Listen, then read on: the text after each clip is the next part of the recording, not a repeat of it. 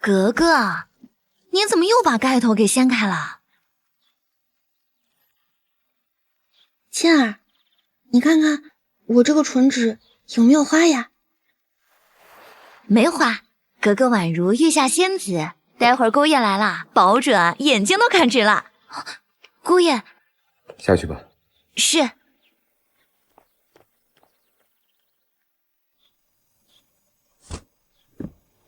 五妹妹，你我虽从小定亲，但是我也是回国不久，没想到父亲这么快就和王府提了定亲的事情。你可是外面有人了？没有，眼下时局多变，我只是不希望我们之间还没有想清楚自己要的是什么，就稀里糊涂走上了一条不属于我们的道路。原来沈少爷是嫌我的唱腔走了板，追不上你的起承转合了。既然如此，我们和离吧。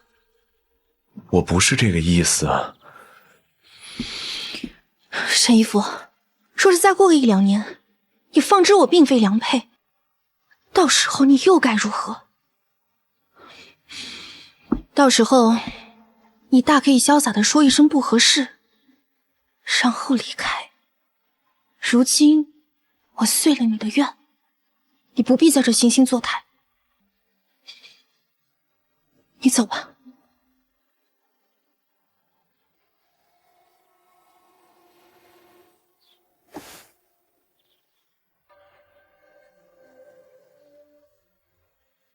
云京，此前种种，错在于我，如愿等我，3年之内我必归来。如若不愿，可将婚书带回王府，当此婚约无效。判见复印，如你还在。沈姨夫，1年之期，10年生死，再见你，再也不见。少夫人得了阑尾炎，需要马上到洋人医院进行手术。手术？那岂不是让外人把她的身子都给看光了？这要是传出去，那我沈家还有什么脸面？既然如此，那就准备后事吧。若有来生，沈姨夫，我绝不嫁你。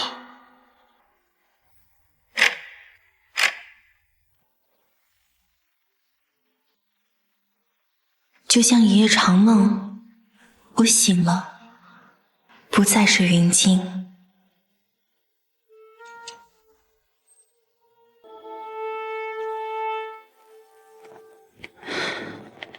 云芝，你可算是醒了。芝儿，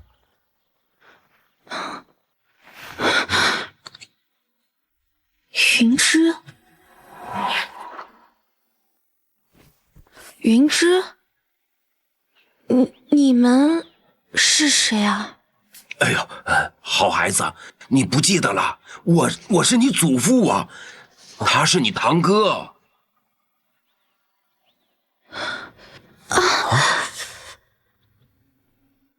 这里有太多人的心血，要是毁在这里，阿爸阿妈才是死不瞑目。云芝，你要好好活着，才不会让我们白白牺牲。想不到我竟没死，而是来到了10年后，大清竟已亡了。哎呀，我可怜的芝儿啊！你说你爹啊，为了他那个研究，跟我赌气不回家也就算了，竟把我的宝贝孙女养在这穷村子里，还险些丧命。祖父，不说这些了。既然五妹妹回来了，不如跟我去上海念书吧。哎呀，去什么上海？那苏州就有很不错的学堂，离家还近。等过几年，我给侄儿许个好人家，由我给你撑腰，那不比在外面吃苦受累强。祖父，今时不同往日了，教育局新颁了规定，女子也可以考大学了。带五妹妹跟我去上海备考，日后是想做医生或者是律师都可。这不比嫁人生子、依附他人来的强吗？你听我说，祖辈的名望和庇护，在我看来，只不过是镶金的牢笼。真正的自由，是自己决定自己做什么事，和什么人结婚，自己不辞辛苦闯出来的。祖父，我愿意的。去上海上大学，我愿意的。云芝想要自己掌握人生，重来一世，我再也不要做困在深闺里的五格格了，我要做自己。原来，这就是沈一夫口中的新中国吗？号外号外！南大教授和明月订婚启事。哎，小朋友，拿份报纸给我。给。号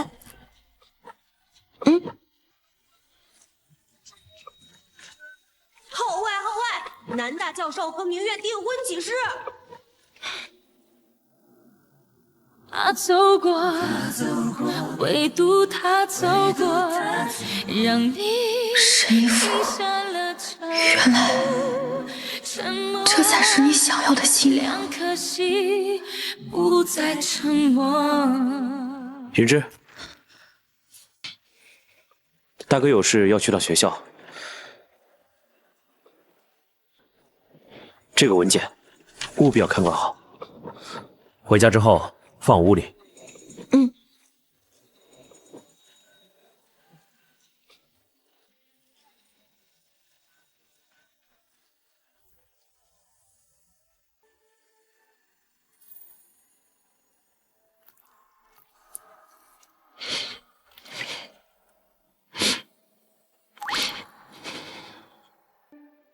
桃花都坠落，春秋都坠落，最动情是梦中那一刻。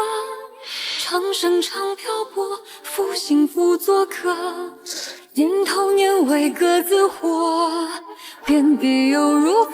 春光又如何？纷纷求不得，所幸不过是寻常人间事。走吧，老张。小丫头。想活命就把手里袋子丢给我。你不是老张，你是谁啊？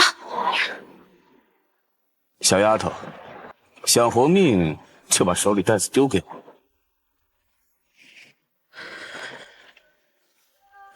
我要是不给呢？那我就送你去见阎王。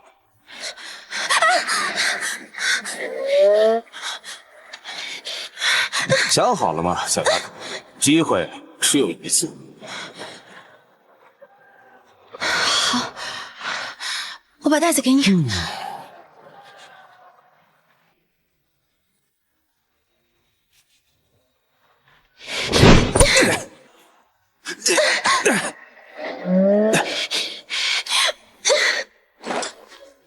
啊！有人劫车！救命啊！多少钱？好多钱！钱啊！天啊，快捡钱呀！哎呀，快！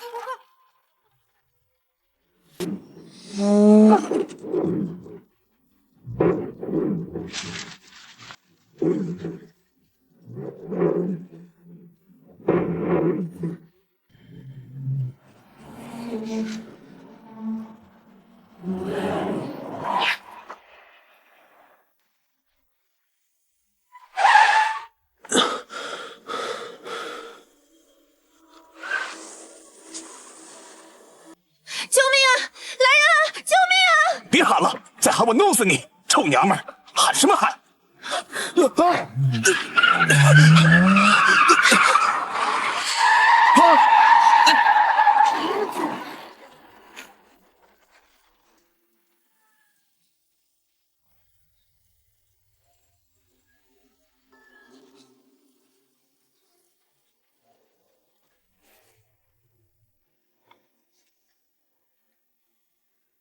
小姐，你还好吗？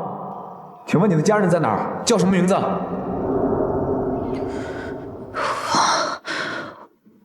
我叫云清。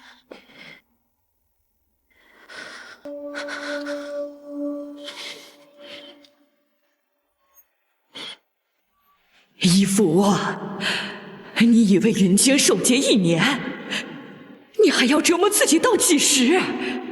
母亲，我与云京青梅竹马，相伴10余载，只因我当年与他生疏嫌隙，远赴西洋，承此永汉，我终身不娶，是以此赎罪，告慰他的亡灵。我们相互陪伴失眠，你早已预谋了誓约。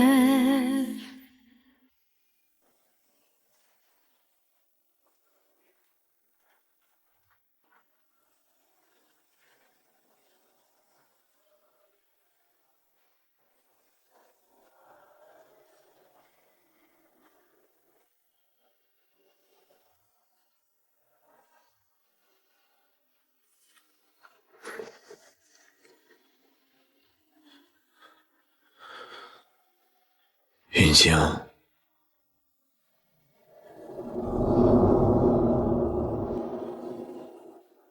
真的是你吗？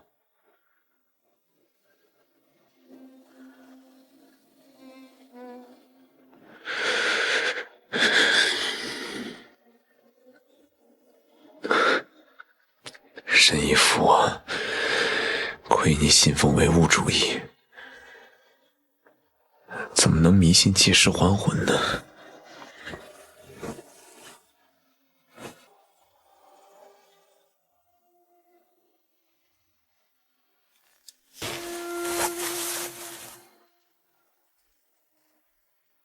沈义父，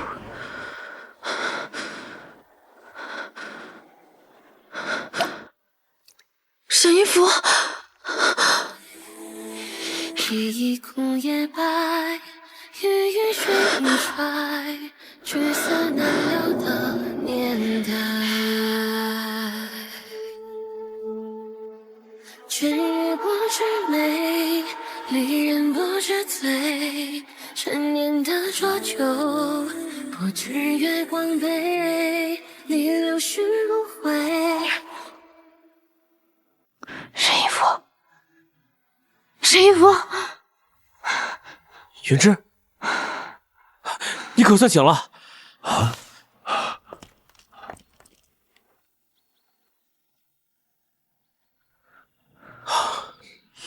大哥要愧疚死了。大哥，你给我的文件被人抢走了啊！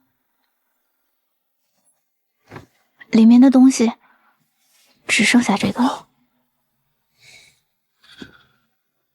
多谢吴妹妹。对了，吴妹，这是家母，你该换声大伯母。这是你三姐楚仙。让大家担心了。大哥，你那包里究竟是什么？怎么接二连三的中招呢？薄云，你还是放弃你那些研究吧。家里竭力供你读书，不是为了让你搞这些实验的呀。想当初，楚曼也是因为这个实验才……妈，这些都是救国富民的大成就。行了，少说两句。云芝，既然确认你无恙，我们呢就先回去了啊。你好好养着，你放心，欺负你的人我一定给你找出来。谢谢伯父，好好养着啊。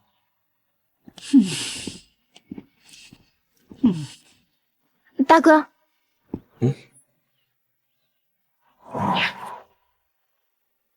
吴妹妹，怎么了？大伯母的话，你听听就行了，不用放在心上。你不怕吗？那文件今天差点害你活不成啊！那好吧，我好害怕呀。大哥，你就别再搞这些研究了，你就回家继承家业，结婚生子去吧。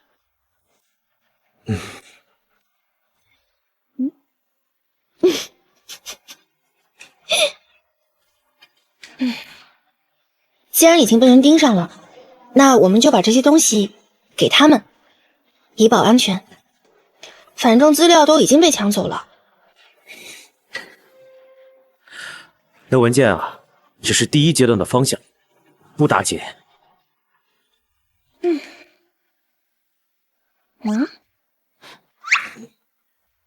那不正好吗？你就趁现在放出去消息，就说这些成果已经被抢了，让那些小贼和强盗去争，这样不就两败俱伤了吗？哎，妙啊！吴妹妹，你真是太聪明了。吴妹妹这么为我着想，你放心，你上学的事儿包在大哥身上。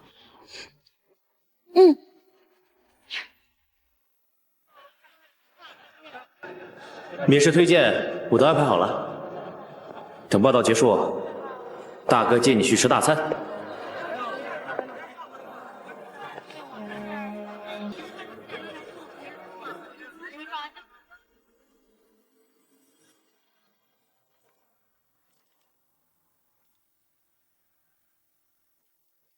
进。你好，我是新来的学生，来报到。你好，我是你的督学沈一福。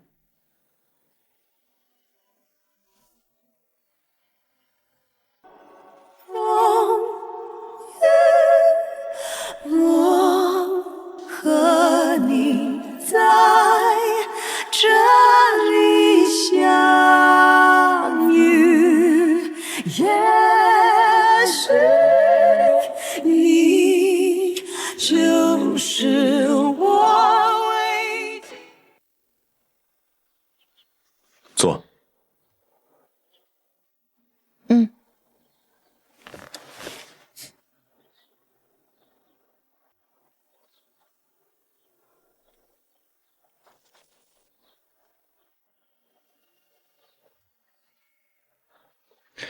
林云之，入学登记表没填全，先把空的补一下。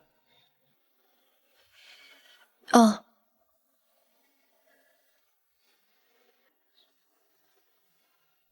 林小姐，以前在哪儿读书？在上书房读过，在八七小学堂也读过，还跟你同学了好几年呢。你说什么？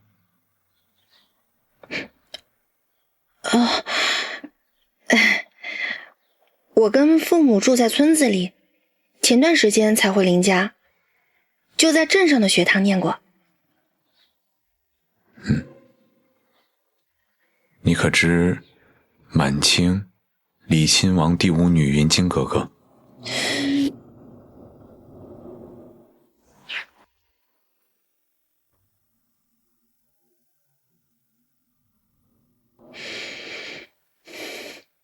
不认识。不认识，又为何在昏迷前念着他的名字？原来那日救我的人是他。好不容易开始新的生活，我绝不要再跟他有任何牵扯。不知道你在说什么。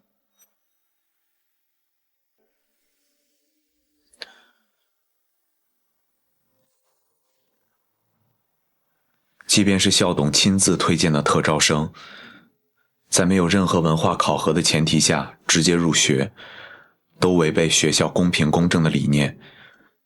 这份卷子，请林小姐做一下。哎，我今天是来报到的，不是来做考试题的。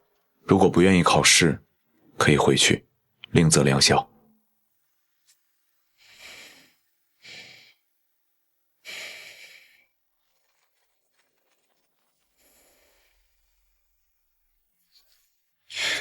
风轻轻吹，你微微锁了眉，混乱了你当年在新婚之夜狠心弃我而去，便就是为了今日来刁难我的吗？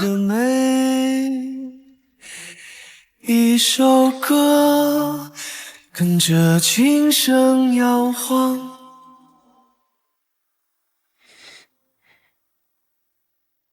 说话呀！风轻轻吹，我随你去远方。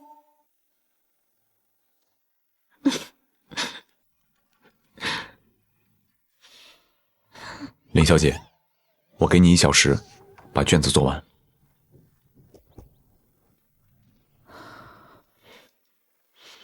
笔呢？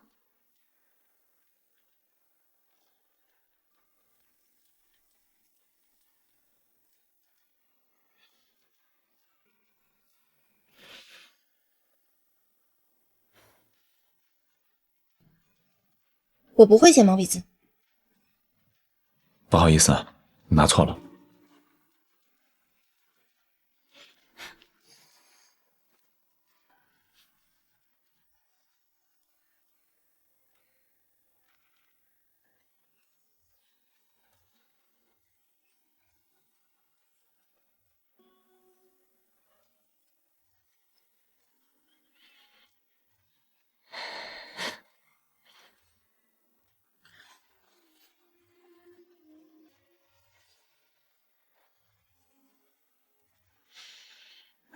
写完了。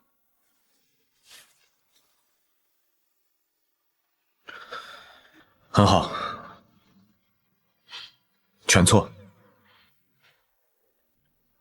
那入学呢？回去等消息吧。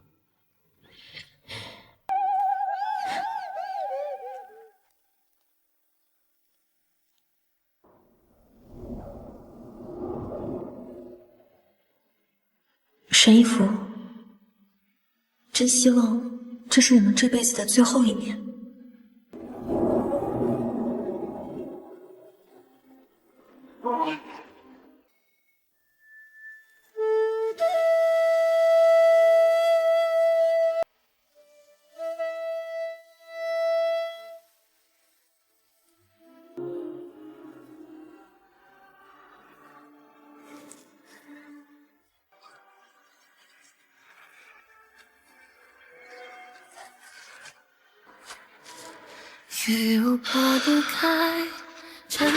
沈一福，你真是疯了！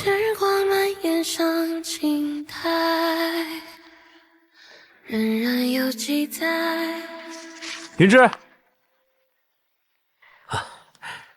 大哥，入学都办完了。大哥，今天督学让我写考卷，我不太会，可能要让大哥失望了。你能不能帮我跟伯父说说，让他给我请一个家庭教师给我补课啊？怎么会呢？这个督学不按事先说好的办，临到头了这般为难人，真是太不近人情了。他姓沈名谁？走，大哥带你评评理去。大哥带你评理去。哎，大哥，所谓知耻而后勇，我再努力努力，下次肯定让那个督学刮目相看。吴妹妹，你真是太善良了。可是在我这儿，哪有让妹妹吃亏的道理？不过你放心，大哥待会儿带你见个大人，让他保你入学。嗯，谢谢大哥。走吧，回家换身衣裳。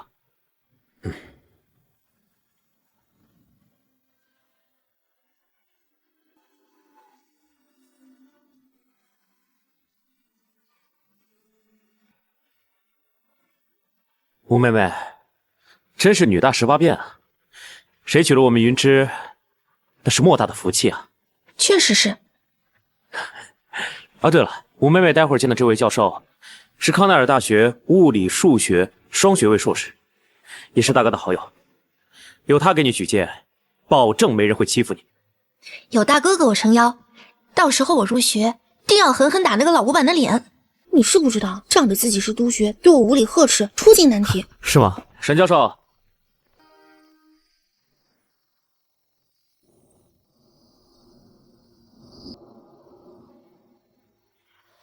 风轻轻吹，你微微锁了眉。他应该没听见我说他坏话吧？林教授。对了，这位是？好巧啊，又见面了。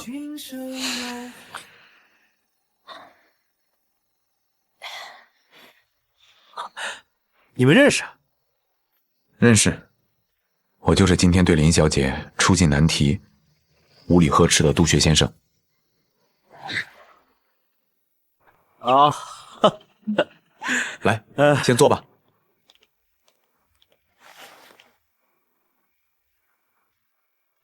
没想到沈教授居然去护城任职了，之前怎么没听说过呀？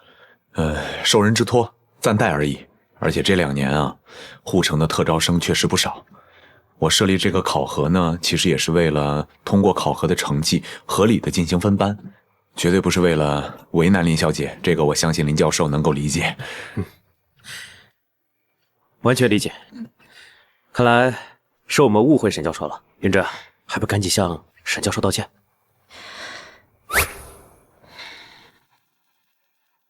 对不起啊，沈教授。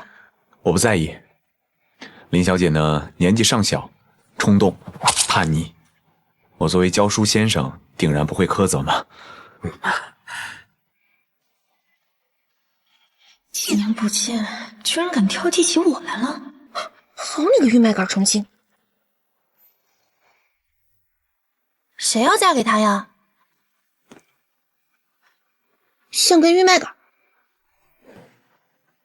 你说什么？啊，没有啊。怎么了？着凉了？车上有违禁，赶紧找司机老张拿。嗯。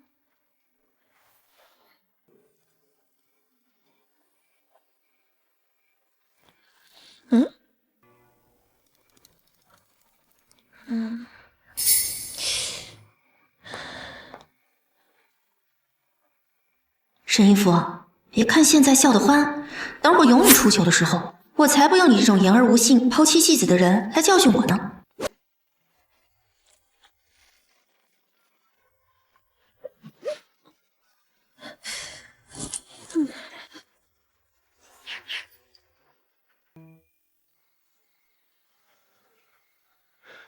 家里带来1瓶酒，尝一下。哎，太客气了。嚯，12年的马克山丘，没想到竟然能在上海喝到。沈兄，今天真是托了你的福啊！喜欢就好，我呢对酒啊了解不深。那个，这是我外公的藏酒，来干杯。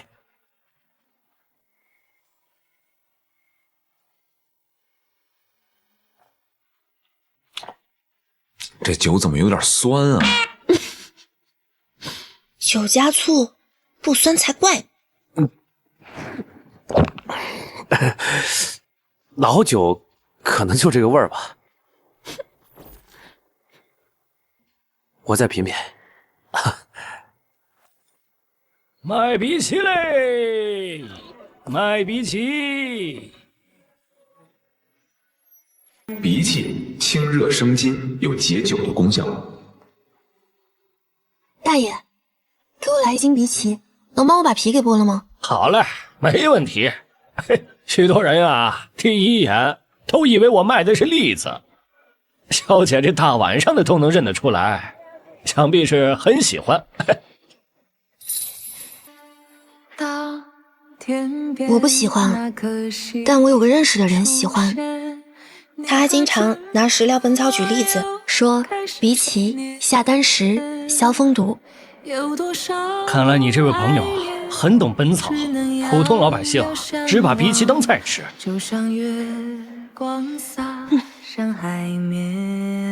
我怎么又想起他了？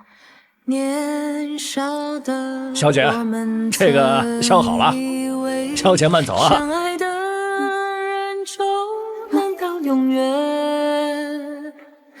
当我们相从前我们认识吗？听不见风中的叹息。从前我们认识吗？不好了，沈先生，包间里的林先生吐血了，先送医院。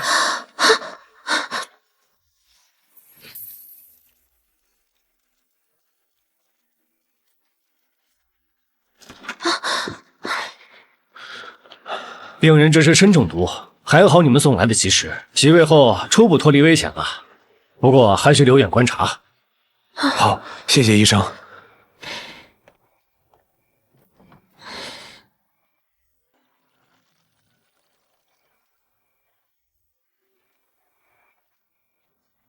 你放心了吧？那个酒我只喝了一口，已经洗过胃了。你大哥喝的太多了，太急了，才突发急症，已经抢救了。你放心吧，没事了。嗯。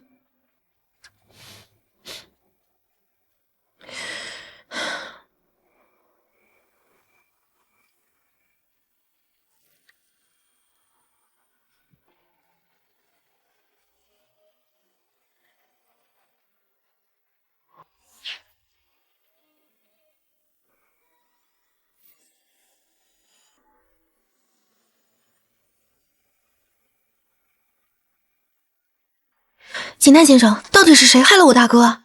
饭店人都查过了，没找到可疑人员。唯一的线索是在那瓶红酒里验出了含有剧毒的生化物。小姐可还记得这酒是什么人送来的？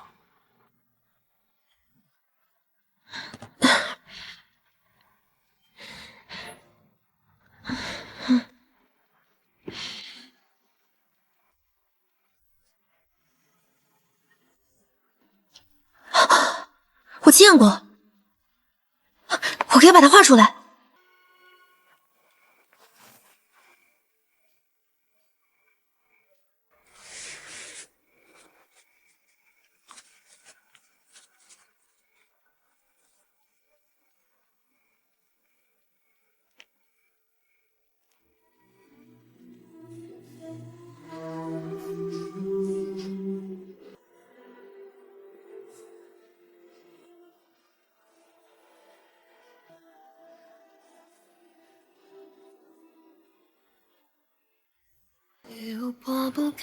五妹妹好了没？好啦好啦，你看看，像吗？像。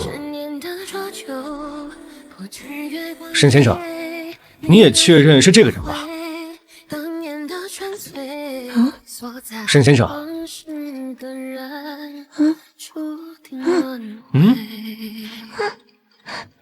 哦，确认进来给我们倒酒的就是他。既然如此，林小姐，你也可真是帮了大忙了。哎，这神态啊，都快赶上专业的了。小姐，您师从何处啊？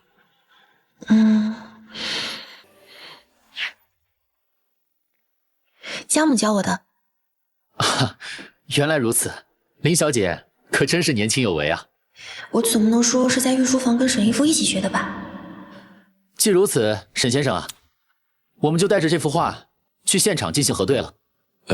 探长，您核对的时候，千万别说这幅画是出自谁手。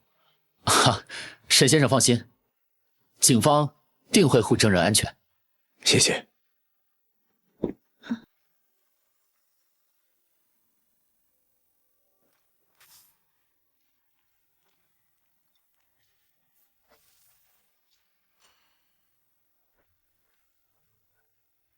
家母教的吗？我怎么记得令慈是语言系的教授，还精通宫廷技法的工笔画吗？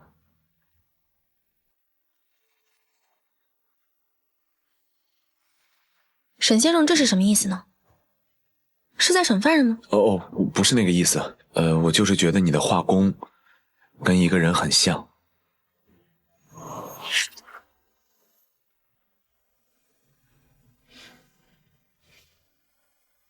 我周末不在上海，一般周一到周三都在学校的实验室。怎么主动汇报起行程了？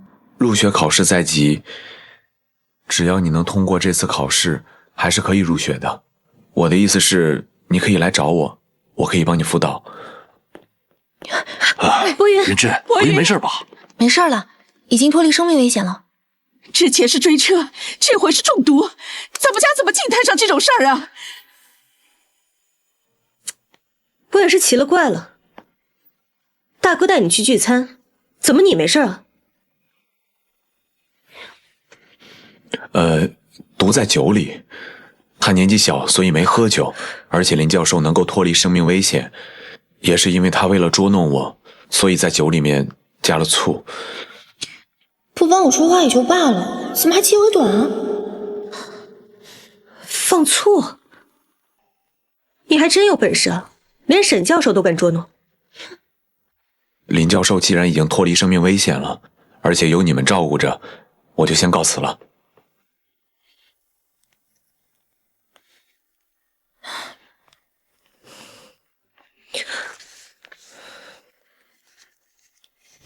站住！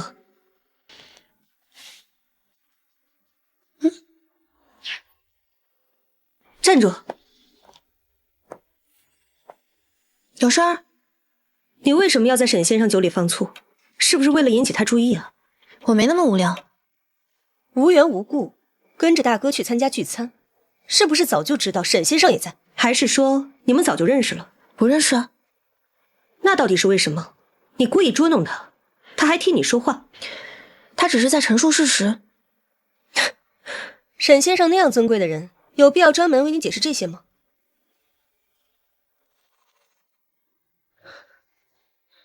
啊，原来三姐喜欢沈先生呢。如果你想知道答案，为什么不去问他自己啊？还是说你不敢？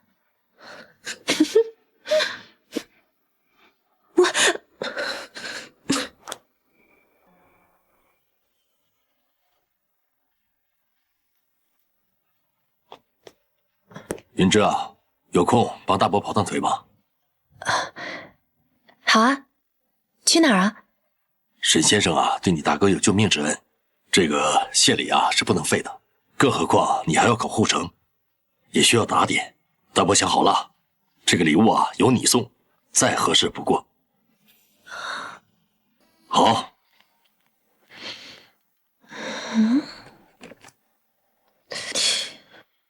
这么贵重的礼物啊，沈姨父会收才怪呢。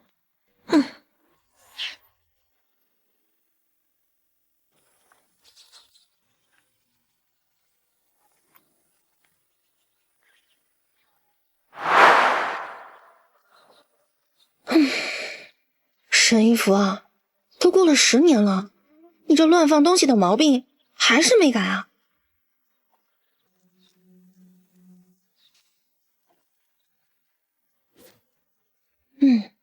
本来呢，我想趁你不在的时候把东西就放在这儿，但是呢，看在你救了我大哥的份上，就帮你收拾收拾吧。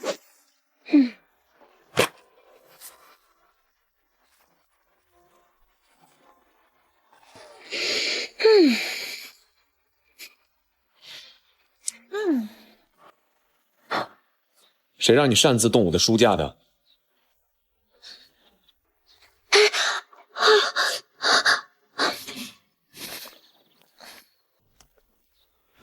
林小姐，你来我办公室是特意来收拾的吗？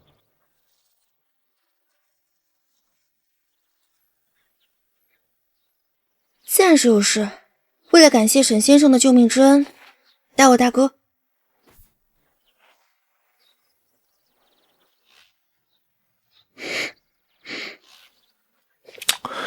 万宝龙，林小姐，大手笔啊！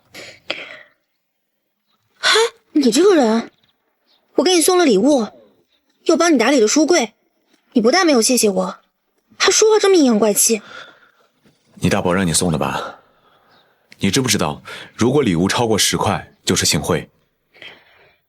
你带回去还给你大伯。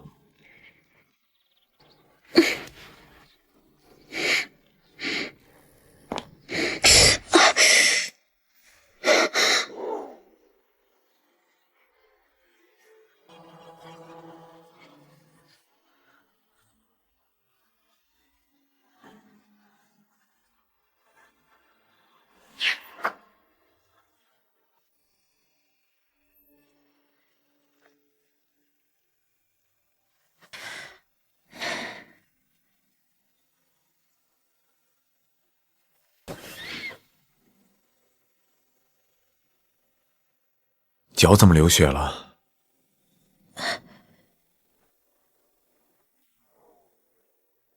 怪我自己不留神呗，碰倒了你的宝贝琉璃钟，便是我砸断了腿，也没什么可大惊小怪的。这要伤到骨头了，你要瘸一辈子吗？疼不疼？你倒是能耐啊，还好没伤到骨头，砸成这样了，一声也不吭。我光顾着听沈教授的训诫了，哪有空吱声啊？我自己来。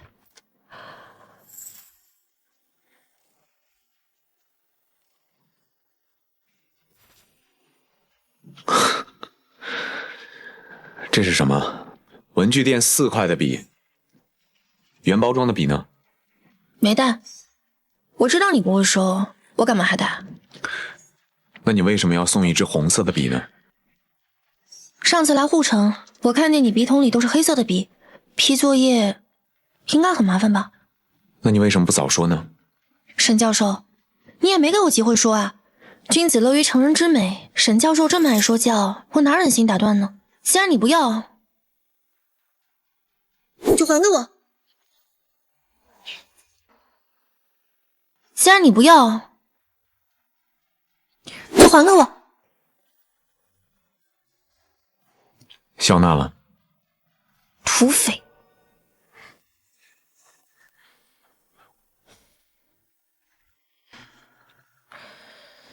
你的琉璃钟摔坏了，我赔给你吧。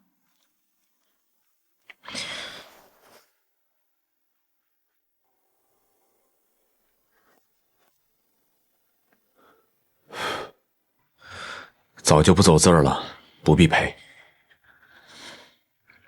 你这个人真奇怪，钟是坏的，手表也是不走字的，为什么不买新的呢？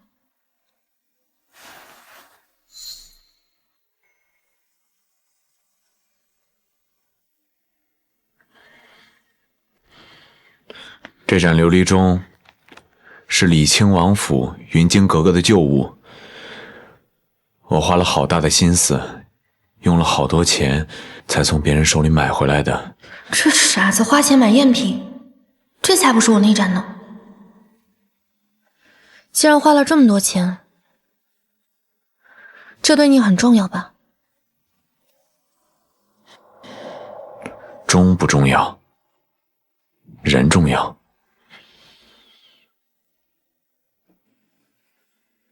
什么人啊？云京，他是我一生所爱。慢慢抱紧你，这城里道路难免孤寂。这些是你收拾的？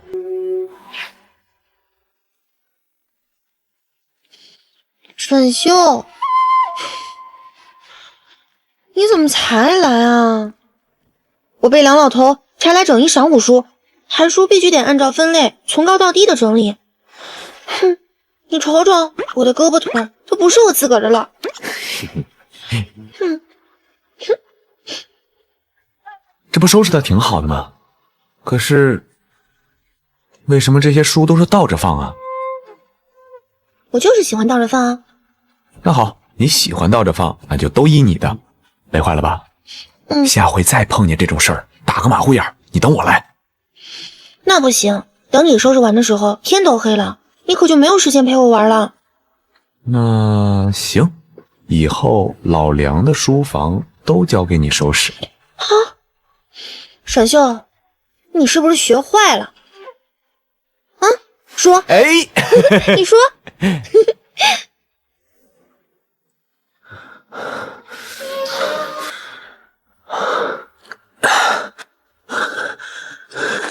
你怎么了？药在哪儿？抽屉里。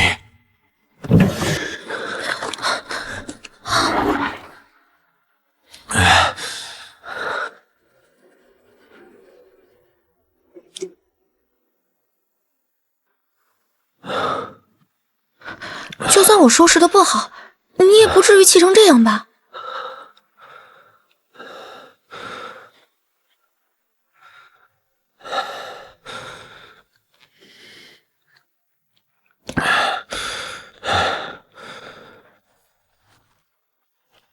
既然林小姐不辞辛劳为我整理，那我呢，也要投桃报李。从今日起，你每天来我办公室，由我亲自为你辅导，直到你考定护城为止。巡捕房发来消息，嫌犯都招了，是下错了毒。这毒都能下错？嗨，两个黑帮斗法，原是要给隔壁包厢的仇人下毒，结果呢，弄错了包厢。这帮杀千刀的，连人都没看清就敢下毒，可怜我们家薄云，这是替别人遭了无妄之灾啊！先是劫车，而后又是下毒，总不能都是乌龙巧合吧？为了大哥的安全，我必须得去趟巡捕房确认下嫌犯。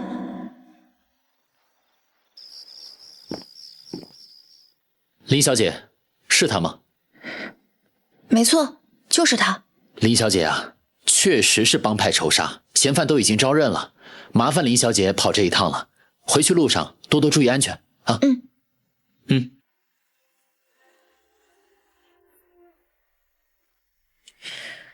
帮派仇杀却主动认罪，这岂不是给自己的帮派招来更大的麻烦？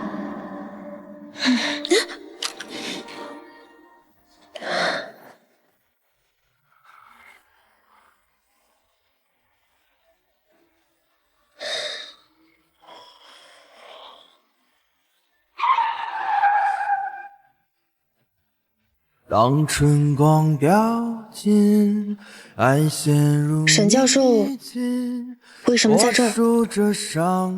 我路过。这谎扯的也太不走心了吧！那个，谢谢啊。林小姐胆子也是够大的，敢一个人去巡捕房那边。我不就是不放心吗？我要去确认一下，才能安心。安心？亏我之前还叮嘱他们，别把画像的事情给你漏出去，多此一举。上车，我送你回家。不用，我自己可以回去。你出巡捕房就已经迷路了，你现在步行到车站需要半个小时。如果你想在这条黑灯瞎火的路上一个人走的话，我不介意。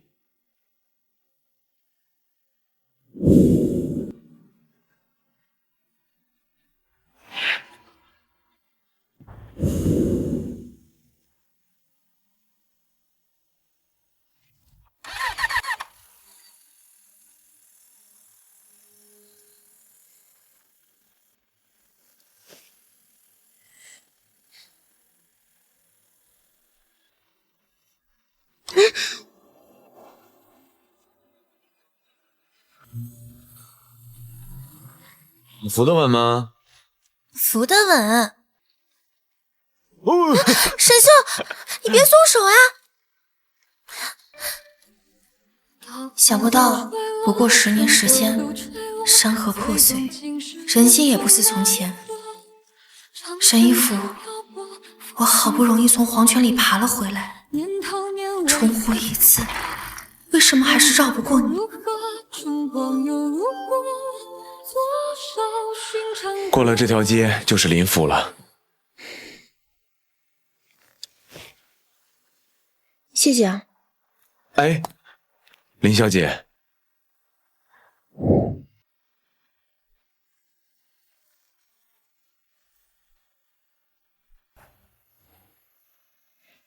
新车好看吗？你之前那辆汽车呢？撞坏了。没去修吗？没有，跟家里闹掰了，没钱修。我听说你跟家里断绝来往，是因为跟赖小姐悔婚，是吗？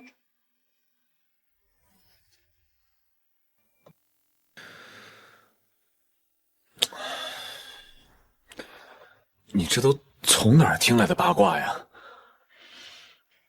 听我姐说的，我看报纸上赖小姐生得漂亮，跟你也是门当户对。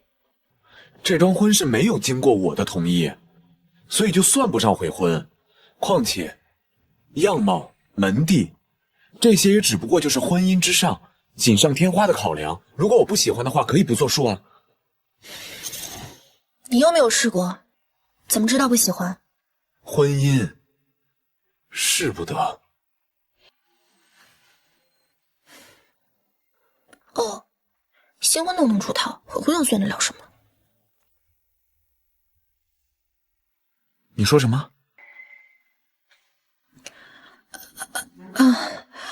我是听我姐说的，说沈先生之前成了亲，新婚之夜逃婚了，莫非是谣言吗？我家就在前面了，我先走了。林小姐，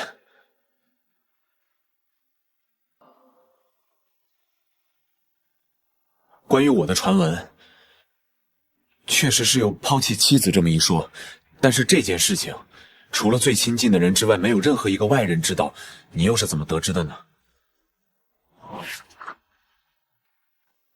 看到了吗？那就是我哥哥。从前多么耀武扬威，如今也只是个新婚之夜被新郎抛弃的弃妇。回来，他们。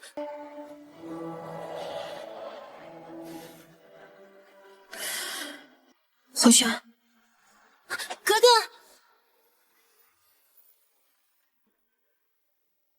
沈先生真的认为自己做过的事情知之者甚少吗？只是他人不在你面前提及而已，都是由别人在承担。今天谢谢你送我回来，告辞。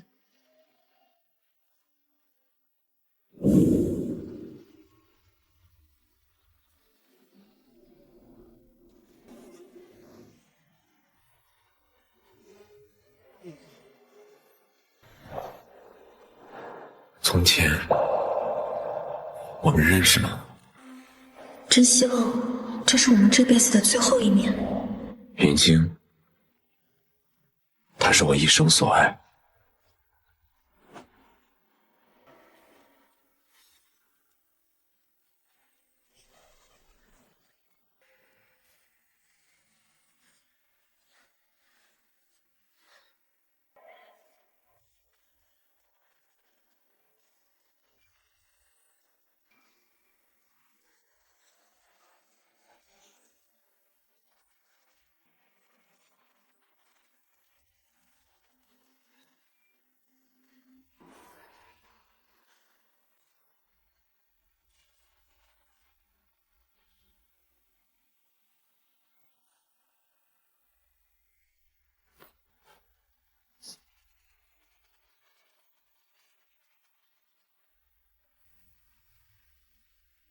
先生，恐我不日将遭灭口，无力自救。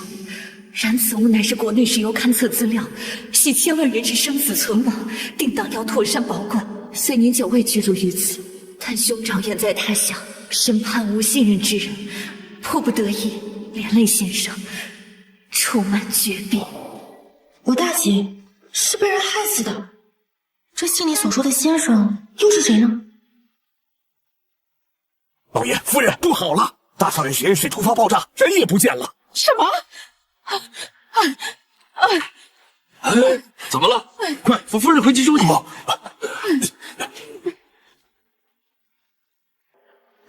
不对，大哥近来虽然住校，但是每天都跟家里通电话。可从昨天开始，我们就联系不上他。或许人早就不在大群里。大哥还有他，会不会已经遭遇了不测？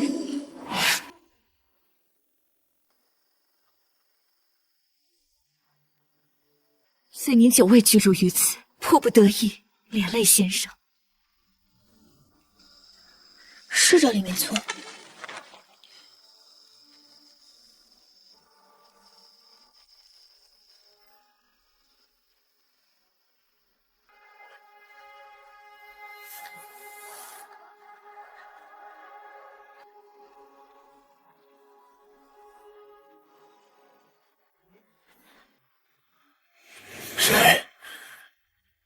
住在附近的居民，我家的猫丢了，我出来找一找。沈一福，沈一福，你怎么了？你没事吧？你中枪了。没有人。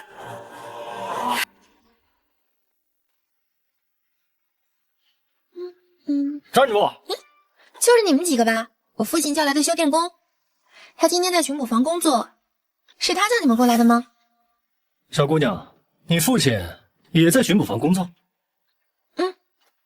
是啊，他今天晚上在巡捕房值夜班。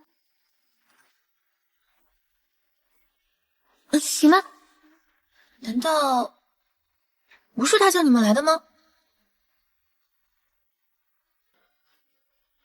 啊，我们和你父亲一样，现在正在抓捕一个犯人呢。你有没有听到什么动静，或者说看到什么可疑的人？没有。是这附近有什么坏人吗？很危险吗？确实不大安全。我看你一个小姑娘在家，还是把门锁好了。有什么事儿，等你家人回来再说。小姑娘，开门进去吧。啊，好。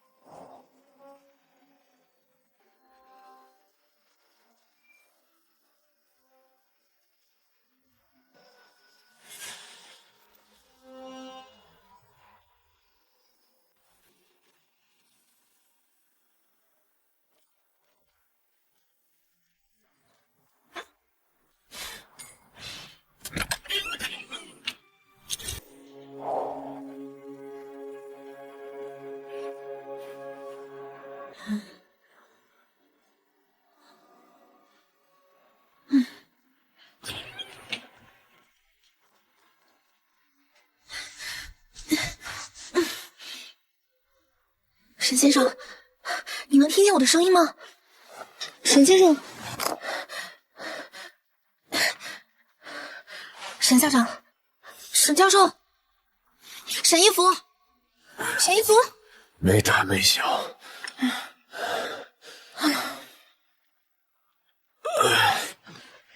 我现在就去叫救护车。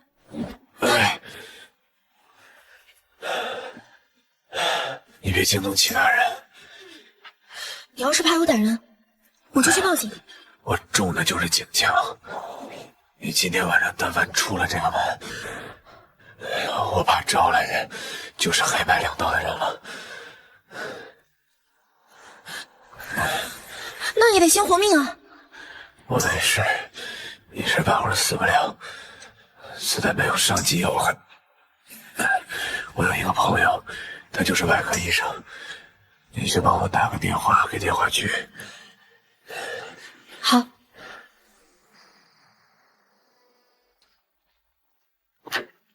沈星，沈星，请问您是松松？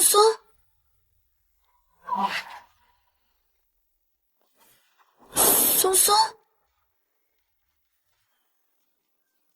当年和沈一福一起玩治病游戏的小屁孩，好端端的人都能给这个人事不行。脉象平稳，竟然真的当了医生了。他人呢？沈一福呢？哎呀，这么严重？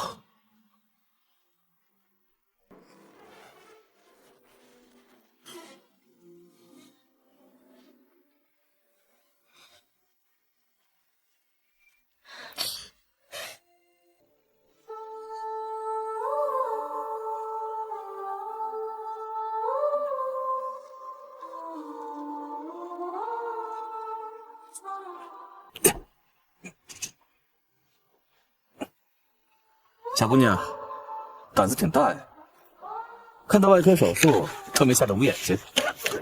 你是带学生啊？你麻溜点行不行啊？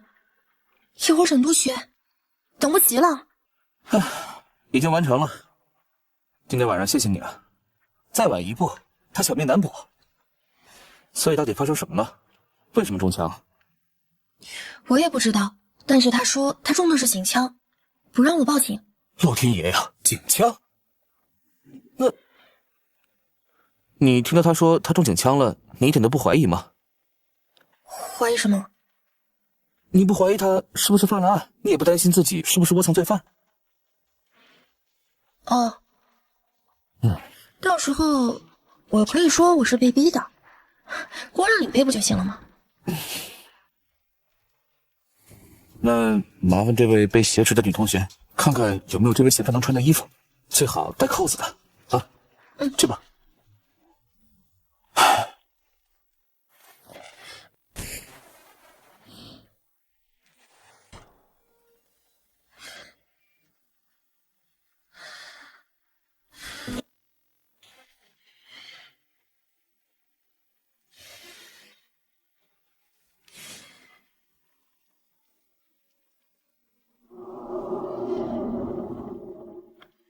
这是我的匣子。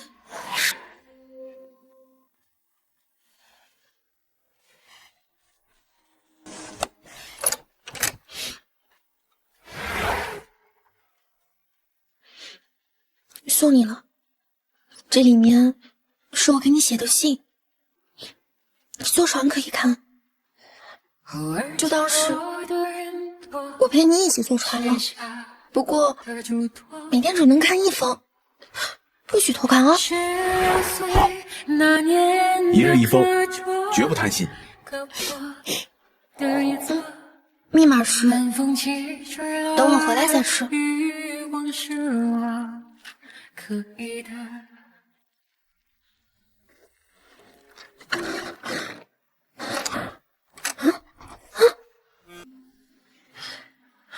密码不对。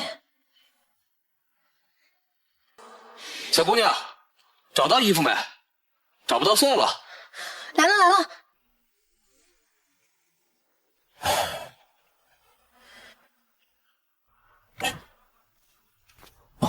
这就可以。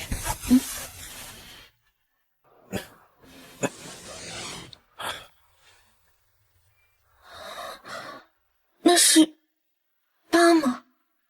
是啊，这个疤是他14年前心脏病动手术留下来的疤。心脏病？他这个手术啊，当时是在国外做的，风险很大。他能活下来，也堪称是医学奇迹了。他那年突然要去国外留学，是为了动心脏手术。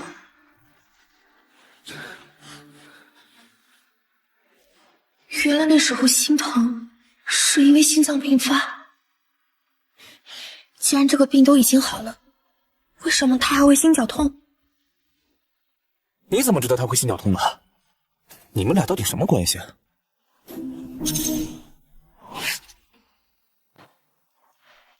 体温计好了吗？我的老天爷呀，这都快烧到40度了，我得去就近的医院开个药。这头先麻烦你照顾一下，你先给他物理降温。这个药，他心率如果每分钟超过150，你就直接给他灌下去，不用等我回来，明白吗？注意心率。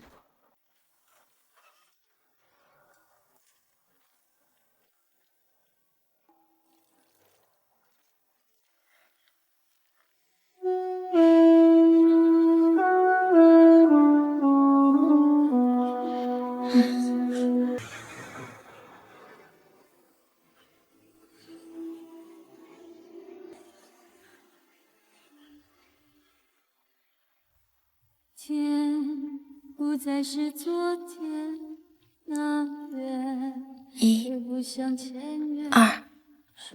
3。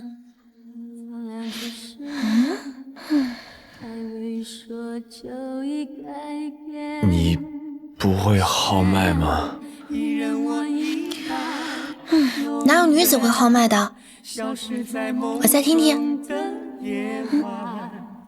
一回头熟悉的人在138、139、140、141、142、140。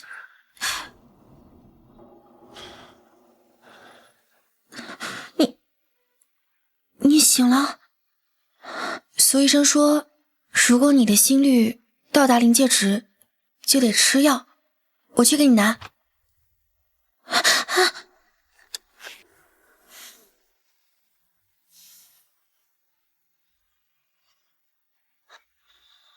你烧糊涂了？还认得我吗？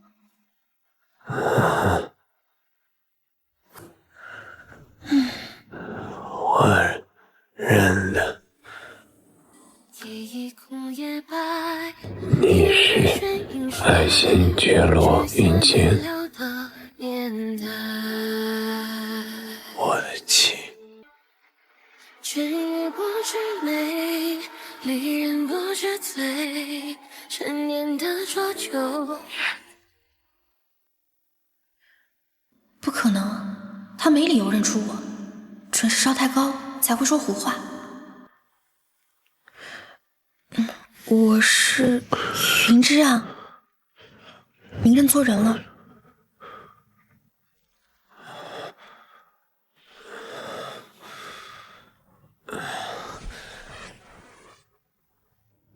云芝，刚才您一直发烧，苏医生说你的心跳到了临界值，就给你吃药。你趴在我的胸前，就是为了给我听心率吗？我的妻子以前也会用这种方式来给我听心率。女子嘛，总不会这些把脉的事情。总之，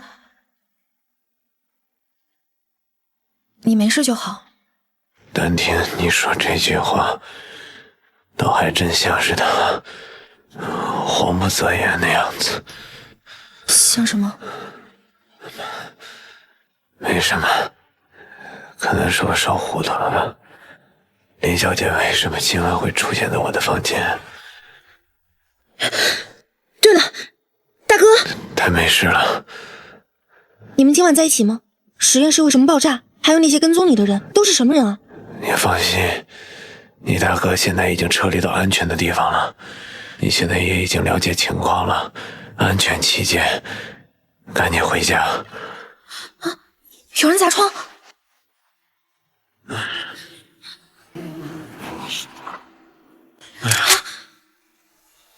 哎，这出什么事儿了？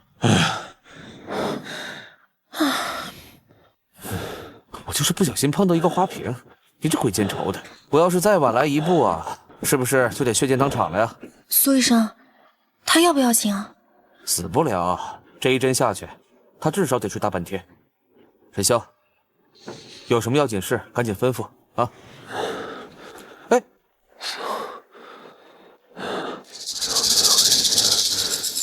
知道了。你们沈督学说了啊，今天晚上谢谢你。他千叮咛万嘱咐，说是今天晚上啊，务必让我亲自送你回去。一会儿咱一起走吧，啊？他就只说了这个吗？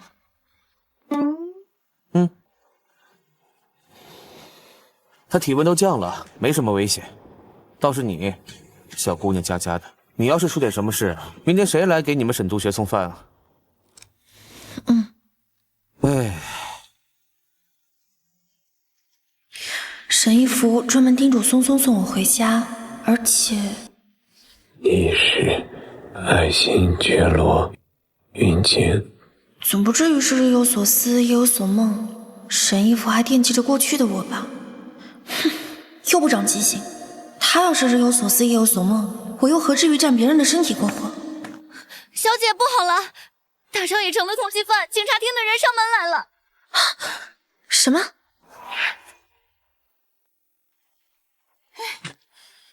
没人，等着，走。老天爷呀，我们家薄云怎么就成通缉犯了呢？我呢，先去工部局看看，消息能探多少探多少。当务之急是要赶紧找到薄云。我跟你一块去。伯父，发生什么事情了？你先别问了，云芝啊，你就在家里等着，说不定祖父一会儿从苏州老家来电话，你接啊。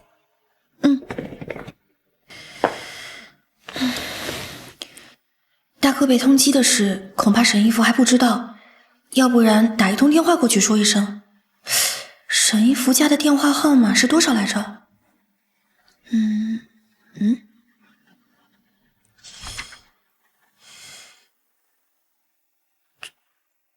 这串号码怎么这么眼熟啊？喂，你好，林公馆。喂，请问你是云芝吗？大哥？你大伯在家吗？让他听电话。大伯去工部局了，可能是要托人找你。大哥，你到底去哪儿了？云芝，你听好了，大哥今日恐怕凶多吉少，我有件事要拜托给你了。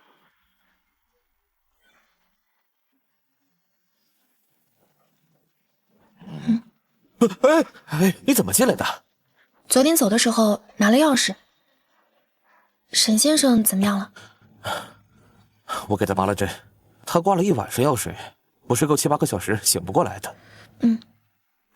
我再睡一会儿啊。我家出事儿了。啥事儿啊？警察一大早来过我们家，我大哥被通缉了。练凶是林波云，他被黑帮困在了卖洋坊，顷刻间或有生命之忧。那我试试看能不能把沈修叫醒。你等一下啊。不用了，不用沈督学，苏医生一样可以帮我。我就一介大夫，我在上海也人生地不熟的，怎么帮啊？你只需要帮我打一通电话。这个电话。军械司张司长是沈督学父亲的门生，你告诉他沈督学有危险，他一定不会袖手旁观的。你连这体系都知道，你跟沈秀什么关系啊？苏医生只需要告诉电话那头的人沈先生有难，就可以解我大哥的燃眉之急。帮不了，我万一这通电话打过去把事情搞砸了，那沈秀醒来知道给一枪崩了。你就当是小孩子的胡闹。苏医生，这回可以了吧？有话好说嘛，别动枪啊，别动枪。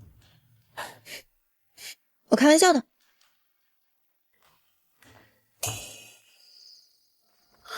走，去那边看看。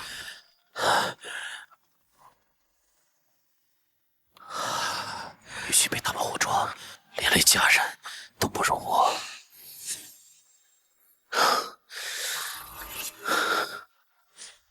大哥，大哥是我。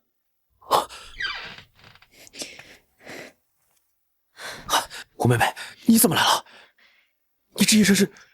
现在有军官来查街，那些人忙着跑路，我混进来的。你换上这个，从东面寻个出口就能离开。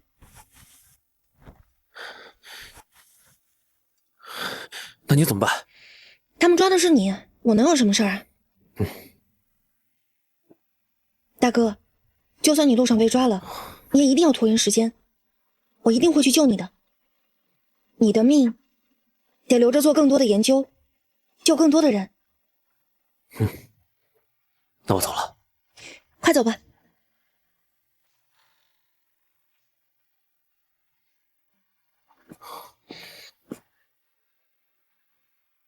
10点整，军械司的张司长没唬人，也算是说话算数。我也该走了。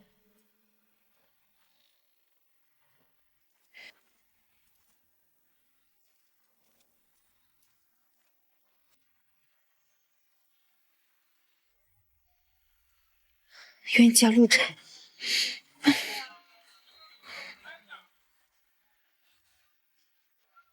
站住！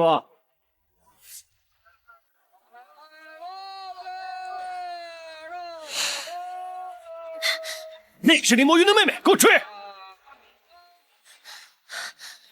就是他，快抓住他！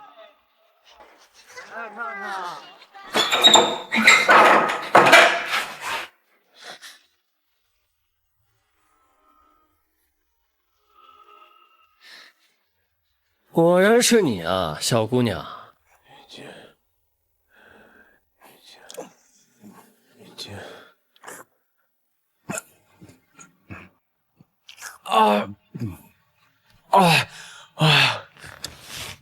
你慢点儿。怎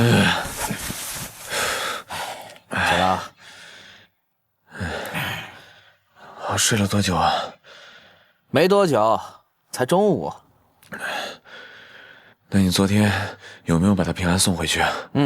送是送了，但他早上又回来了。他还跟我说他大哥出事了，让我帮忙给居歇斯打电话救人。你说这么大的事儿，你也不拦着他，给张瑶打电话是你的主意啊？我吃饱了撑的呀，人家小丫头自己要求的。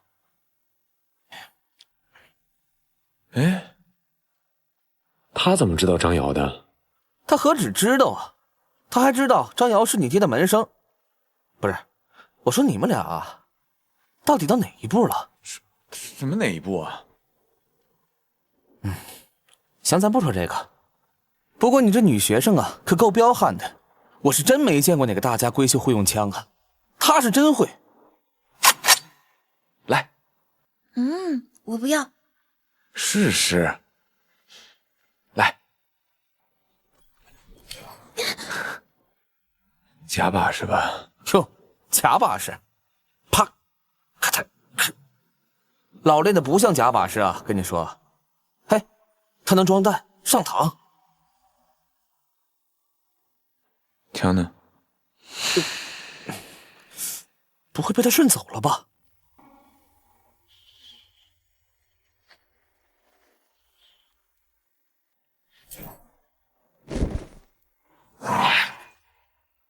喂，沈星，慢点儿！哎呀，小心点儿，刚中过枪，能不能慢一点啊？没事别往窜的，行不行啊？啊？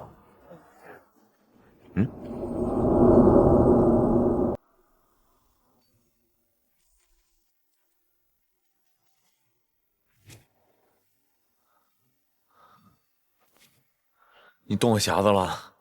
没有啊，我压根儿就没来过这个房间。哦，我想起来了，昨儿晚上给你动手术，我让那丫头上来给你拿衣服来着。怎么，这里也藏枪了？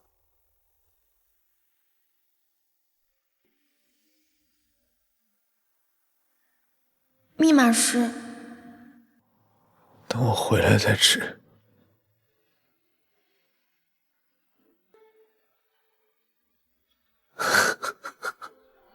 138、139、140。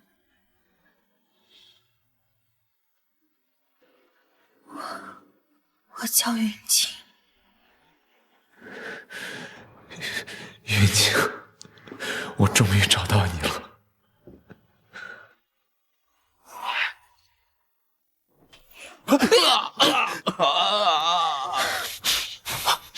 注意！昨天夜里有人看见这丫头跑进这里，这个是筑奇的地盘，咱们要是擅闯，怕是性命不保啊！咱不能松，警厅的人走进，报警说有个女儿伤人，躲进了戏。开枪了！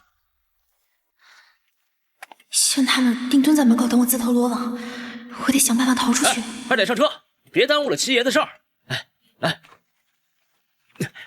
麻利点，快！大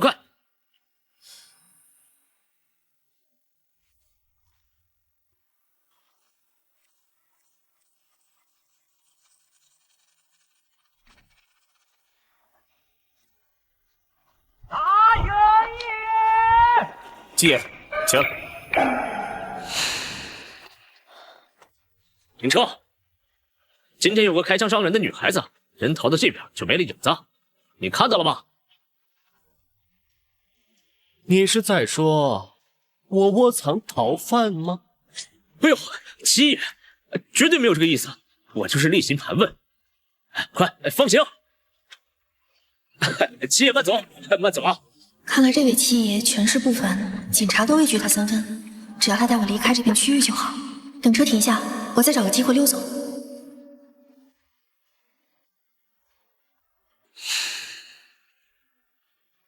去吧，停车。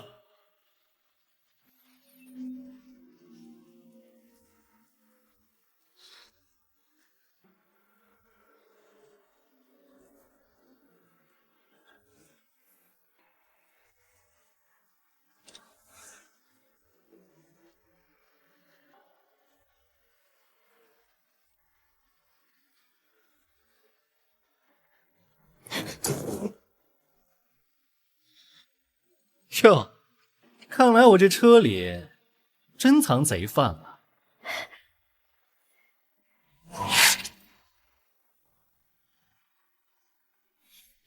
你是谁？七爷，我不是贼犯，我是被黑帮冤枉的。您听我说。小丫头，还是去警察厅说吧。去警厅？那我可去不了了，我先走了。回来！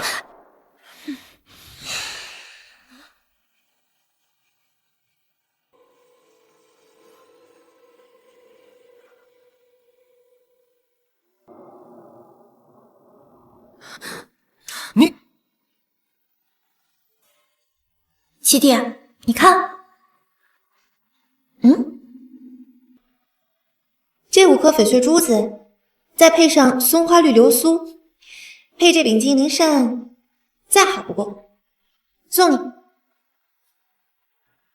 花里胡哨的，什么呀？哎，这穗子可是我亲手做的，你要是嫌不好的话，还给我。算我了，就是我的了，谢谢姐姐。 5颗翡翠珠，松花绿流苏，再配上这柄金灵扇子，再好不过。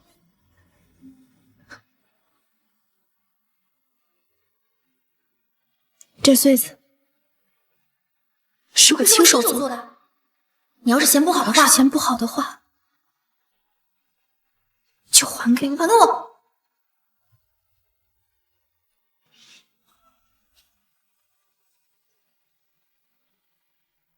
你到底是谁？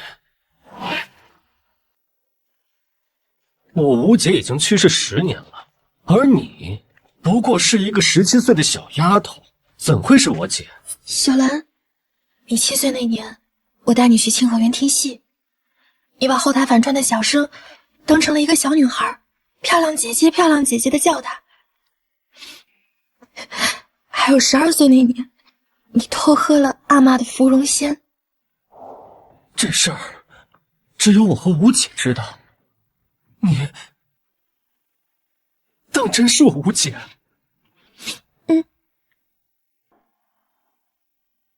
我知道，借尸还魂这种事情确实很难相信。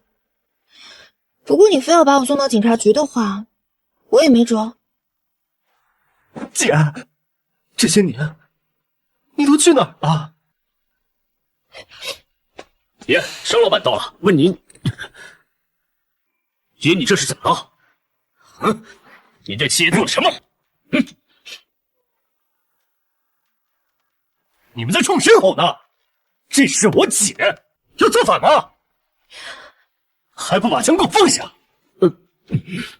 告诉你们，从今日起，她就是你们的姑奶奶，谁敢对她不敬，老子要了她的脑袋！ 好了，是我老眼昏花了，竟不知姑奶奶是爷的贵客，都傻愣着干嘛？还不叫人！姑奶奶，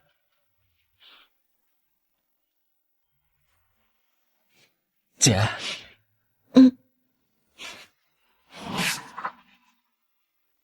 没想到过去这么多年了，你真是一点都没变，还是这副吃相，真的是我姐。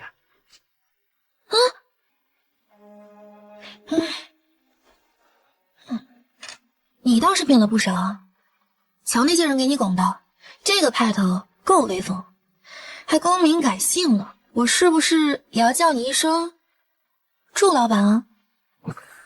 哪儿能啊，姐？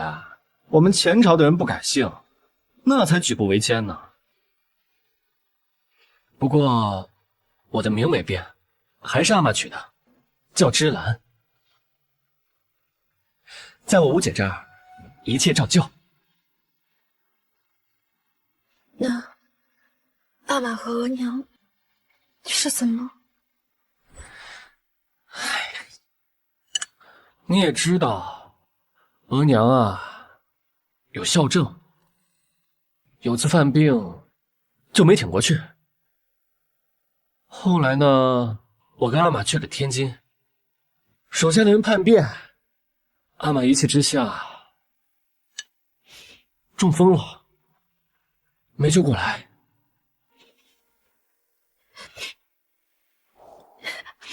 小七，快别说了，这些年你过得怎么样啊？嗨，就那样呗，混着混着就混出来了。不过姐啊，你真会掐时候啊！你要是早几年找到我，指定得跟我吃苦。我倒是希望早些碰见的是你，吃点苦也好过举目无亲吧。什么叫碰见的是我呀？难道说你在碰到我之前还碰见什么故人了？你不会去找那个姓沈的了吧？你真去找那个姓沈的了？姐啊，你不会忘了吧？如果当年不是他新婚之夜逃跑啊，你至于得了个什么阑尾炎就没得医了吗？谁说我去找他了？你这个人怎么那么喜欢胡思乱想啊？啊切，没找，那你怎么不早说呢？你也没给我机会说呀。好，没找就行。既然老天给了一次重来的机会，以后你就是鸾凤园的姑奶奶。你行了啊，私下叫姐姐叫姑奶奶都行，但是在外面可不行。你也不看看现在你多大，我多大？那要不然以后在外人面前你就叫我大哥吧。大哥？不，既然没外人，不必如此啊。我不是说你啊，我是说我大哥。咱还有大哥？不是，是我原身凌云志的大哥，他现在有危险，我必须要先回趟林家。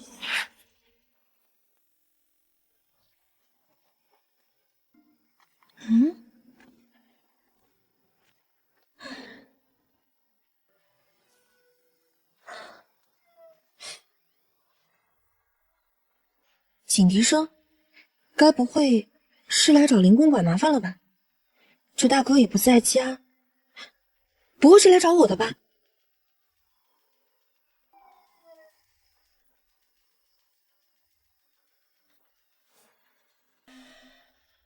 沈兄，你要吓死个人啊！看我什么？那为什么松松他们都能管你叫沈秀呢？平辈之间生疏称名，若是关系亲近，自然称字啊。你我二人有婚约，能同外人一般吗？哦，好吧，那我以后就叫你衣服哥哥。衣服哥哥，衣服哥哥，衣服哥哥。兄，我听苏医生前2天也是这么叫你的，我觉得好玩，就跟着叫了呗。沈独学，怎么晚上不睡觉，站在窗口干嘛呀？我在等人，窗口能看清。等谁啊？这么望穿秋水的。你也是，就这么偷了枪，自己一个人去面对那些亡命之徒，万一真出问题怎么办？我这不是全身而退了吗？若不是我给军械司打电话，你觉得你能平安无事？难怪回来的时候街上这么平静，原来是他在暗中运作。既然无事，那沈独学就放心吧。我就不打扰你了，早点休息。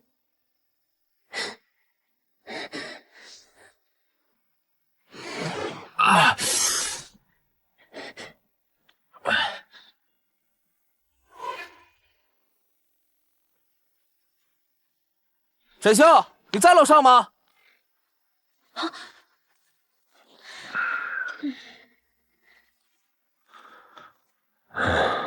小丫头也在呢。哎呀，你是还知道回来呀？你不知道，沈秀为了救你哥，在军械司跟人拼命呢，他都顾不上给自己伤口止血，还要担心你的安危。止血？这么严重啊？没事儿，就是之前的伤口崩开了一点儿。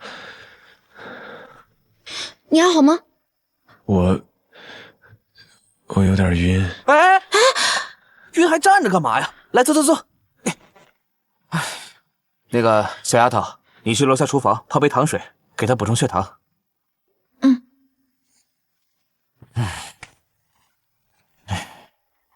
我可都看见了啊！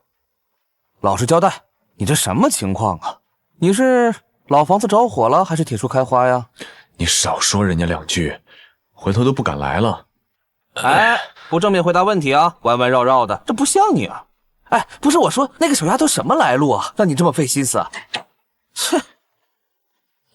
哎，等等，来水给我，先让她休息一下。是这样，我之后呢要回南京了。那你走了，沈督学的伤怎么办啊？所以啊，你之后能不能常来看他一下？万一哪天他晕倒在家里了，如果及时发现，也来得及抢救，是不是？他真的这么严重吗？这倒也没有。哎，总之，这沈秀，就交给你了啊！我先走了。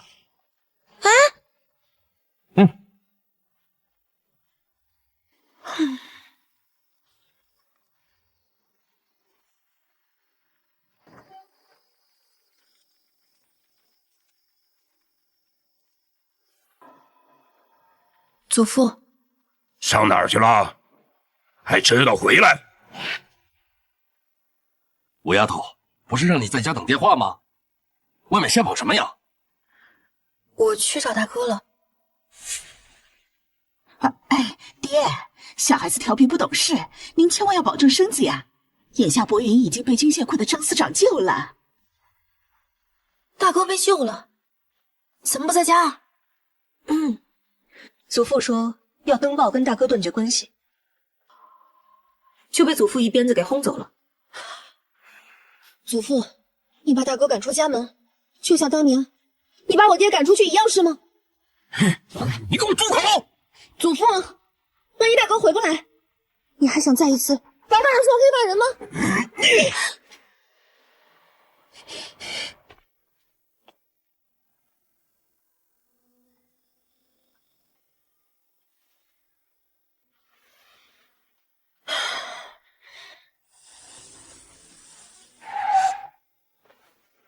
你站我家楼下干嘛呀？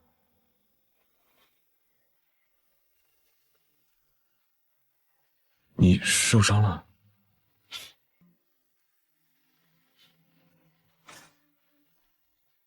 先跟我进屋。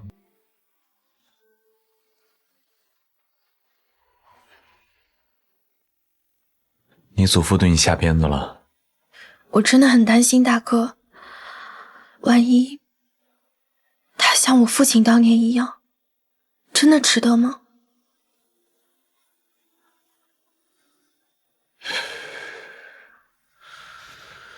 云芝，你大哥要走的路，是他认为值得去走，能拯救更多人的路。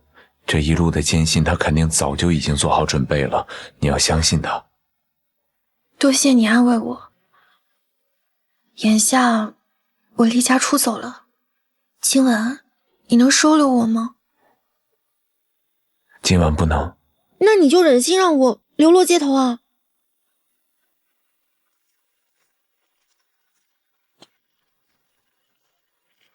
到了。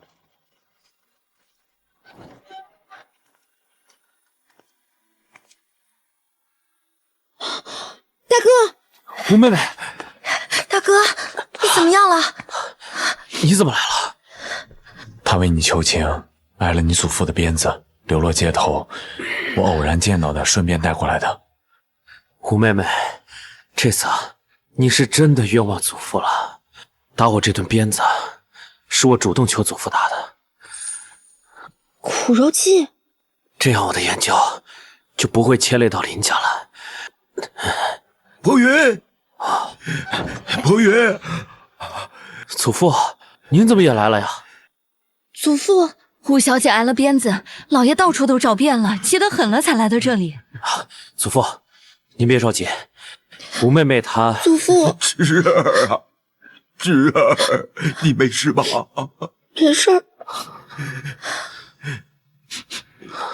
哎呀，你站起来做什么？谁准你把你妹妹带来的？是我，林老爷子。好久不见。你同我祖父说什么了？我等下和你大哥一道动身，去更安全的地方。一定要走吗？什么时候回来啊？你是问我，还是你哥？我争取早点回来。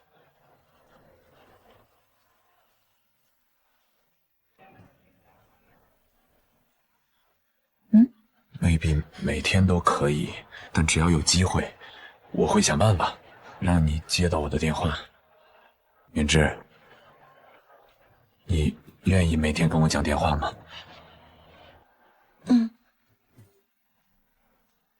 你这个表坏了，先放我这儿，你先带我的表。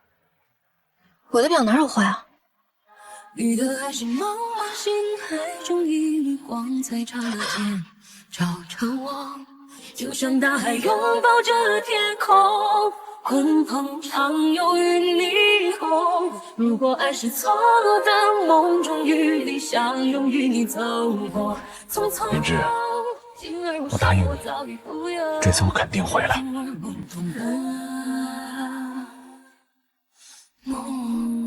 先送你回家。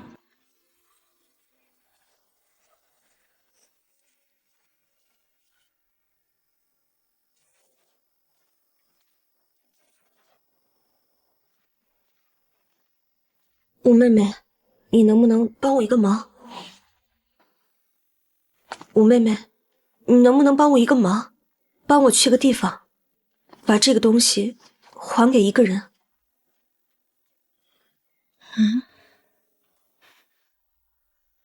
这么贵重的镯子，谁送你的？是我父亲朋友的。我不知道这个镯子这么珍贵，现在知道，只想退回去。明天你能不能去趟喜乐堂，帮我送回去啊？你自己去。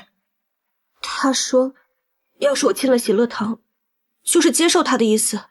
我真的不能去。吴妹妹，就当是我求你了。这个事情要是处理不好，败坏名声事小，对于家里而言，才是后患无穷。你就看在大哥和祖父的面子上，帮帮我好不好？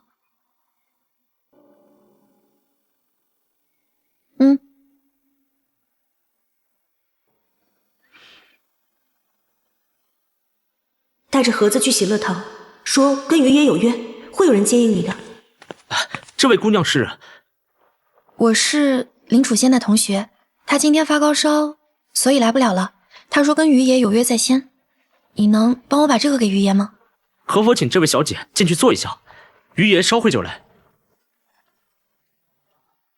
好吧。请。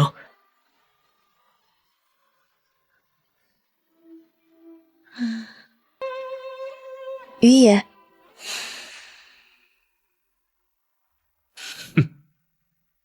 这不是沈一福的大哥沈一云吗？爷，人醒了，给您带过来了。这里是神府，神鱼。把我绑回北庭了？哦，林小姐不必紧张，我要是想对你做什么，也不会把你带到自己家里来。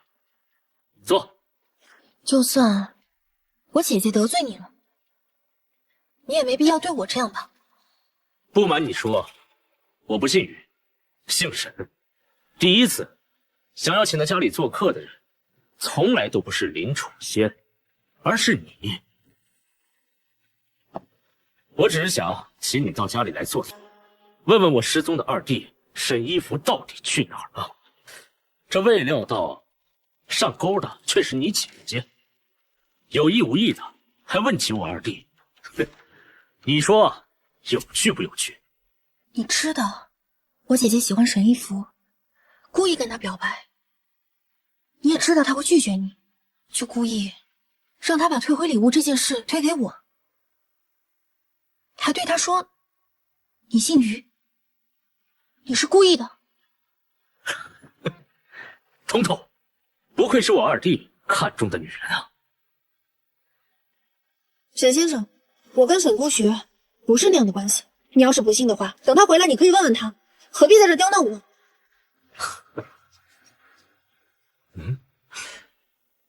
这块表是我母亲临终前送给我二弟的，他向来随身带着，现在却在你手上。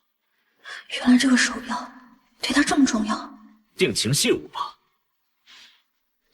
我只要把你留在府上，就不怕我二弟他不现身。你找他干什么？他可是爹最看重的嫡子，自然是回来继承家业呀。沈兄，大事不妙，云芝那个小丫头被人抓走了。师傅，去火车站。好的。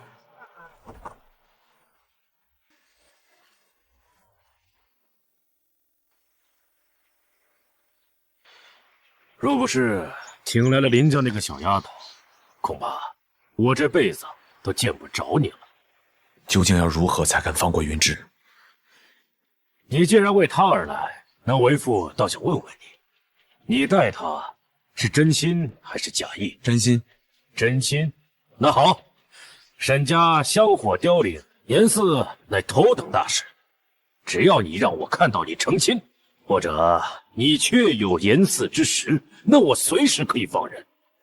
否则，父亲这太荒谬了。他年纪还小，身体因国民法，他早已到了婚配年龄。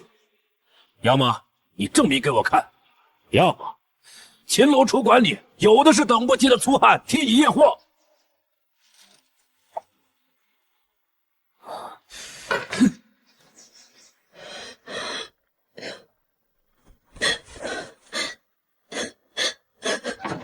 云芝，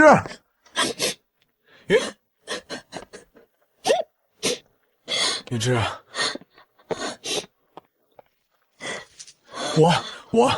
你怎么了？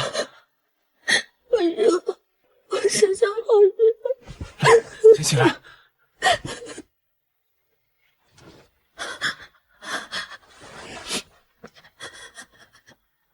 他们给你下药了，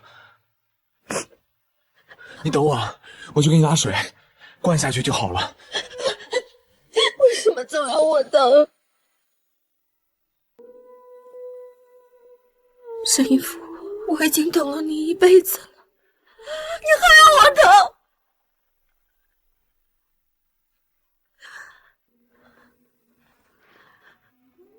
你当初为什么要抛下我？为什么总要我等？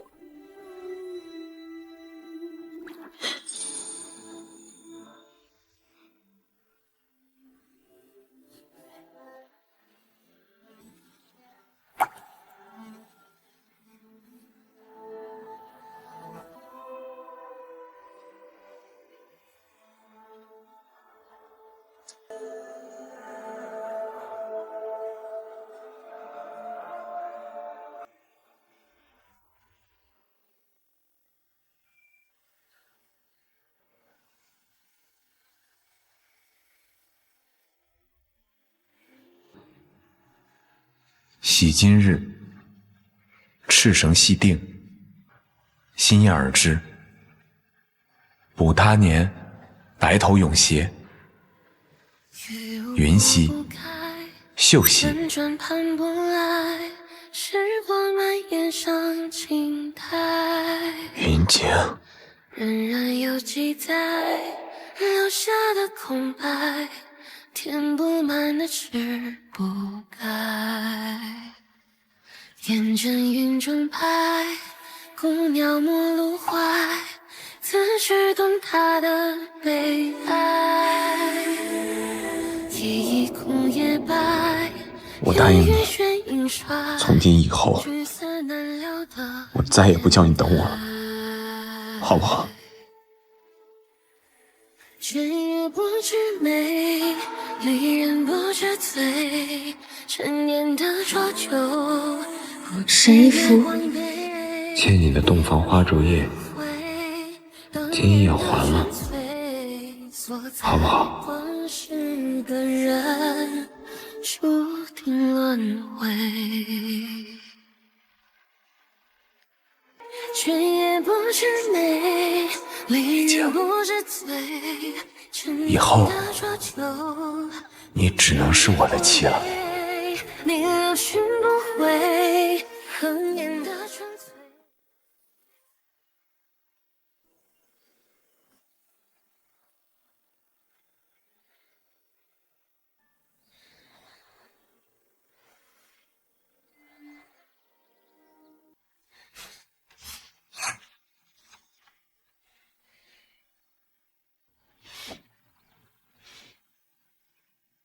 你是怎么认出我的？我中枪昏迷那天，醒过来以后看到了匣子上的密码锁，等我回来才知。那么早？你要说早的话，你大哥中毒那次，我在医院看到了你的绘画，那时候我觉得我自己得臆想症了。你画眼睛的方式，还有你处理线条的方式，简直就是和云京一模一样。胡扯！我学宫廷画的时候，你都已经不在北京了。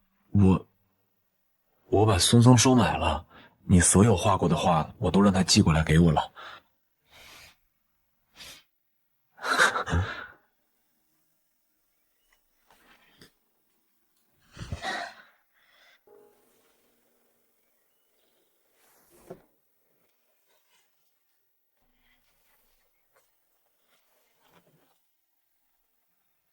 我密码锁的密码在出国的时候，路上被人看到了，所以我就把密码改了。等我回来娶你。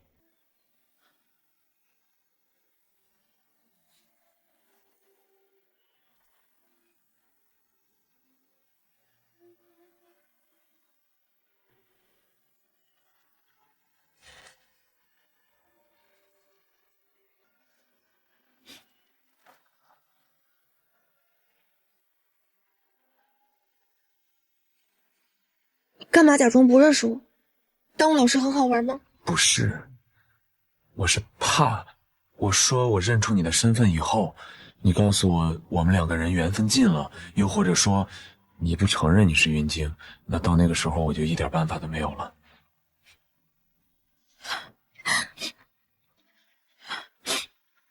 反正如果是我的话，倒是也有可能哈。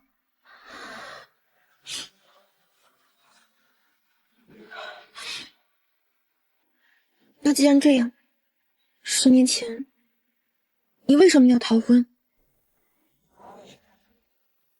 你知道同盟会吗？我当时跟着同盟会的志士们一起策划革命，我想着说等时局安定了以后再回来与你成婚，但是我父亲当时拿着同僚的性命来威胁我。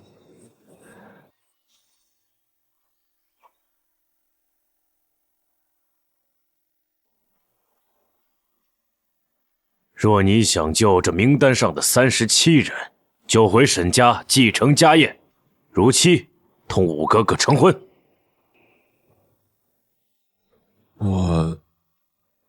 答应成婚也是为了去争取时间，通知同僚撤退，保全那37人的性命。那你新婚之夜为什么要不告而别？你可知我等你等得有多绝望？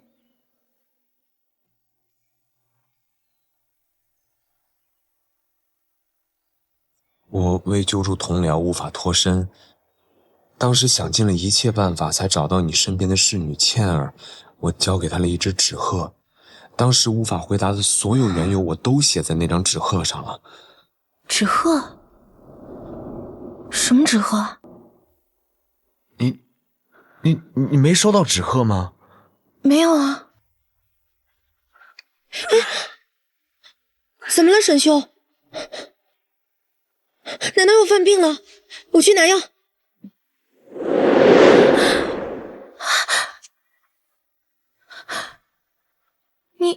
你怎么了？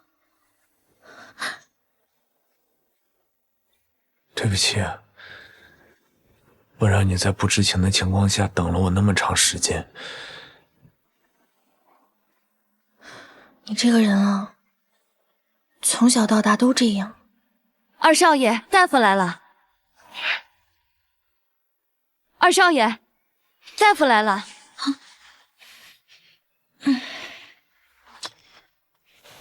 哎呀，又是什么病啊？真是一天天的。那个，他发烧了，时高时低的，你帮他看看吧。你给我来一下。怎么了？这什么情况啊？你不是被软禁了吗？小云芝怎么在你床上啊？而且，她不是你学生吗？是啊。是啊。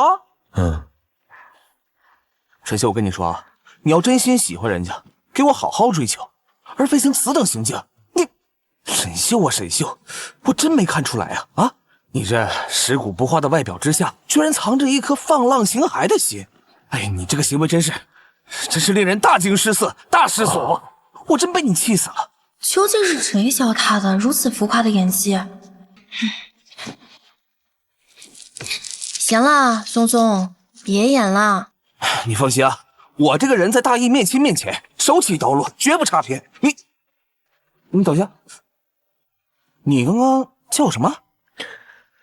她是云晶。你开玩笑吧？你从小就喜欢拉着沈秀玩医生诊病的游戏，还有爬树被挂在树上，结果……好了，你真是云晶啊！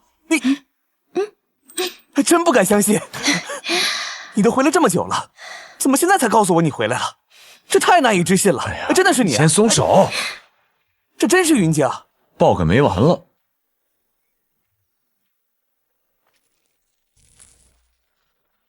我这次找你过来呢，是有正事要跟你说。我知道了，你这么着急把我从南京召回来，无非就是想让我看到你们两个爱情的火。不是，我大哥呢，基于林家的研究成果，这事儿已经不是第一次发生了。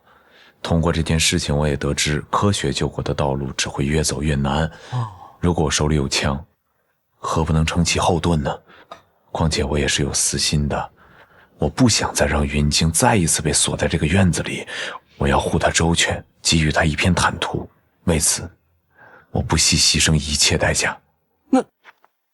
二少爷，老爷有请。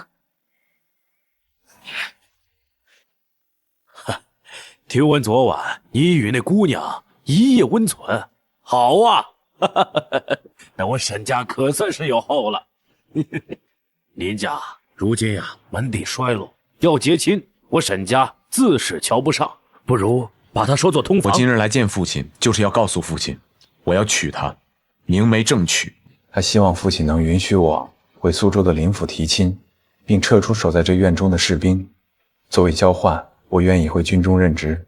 哼，你为了这个小丫头，当真愿意放下外面的事情，随了父亲的心愿，回来子承父业？父亲，我明白，当今世道，枪权本位，手中无枪，其他都是空谈。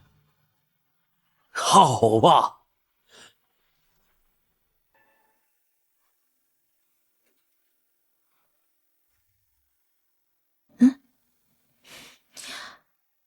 怎么出去那么久啊？松松诊完病，先回去了。不管他，走，带你去个地方。嗯。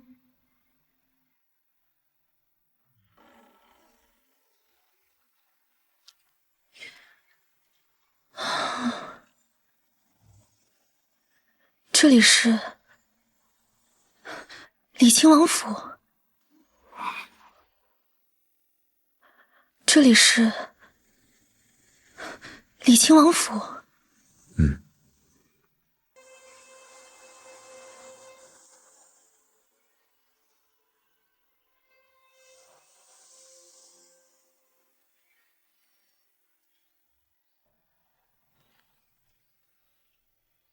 你还记得这儿吗？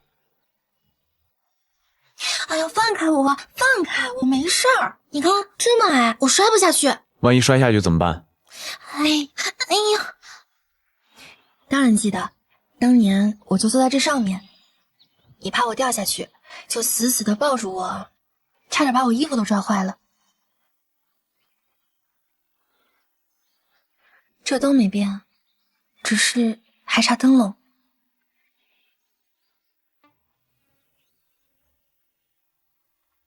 时间比较匆忙，灯就准备了这几盏。谁都知道，军阀少帅，仗势欺人，韩下亲王府这件事情，大概是我做过最名副其实的事儿了。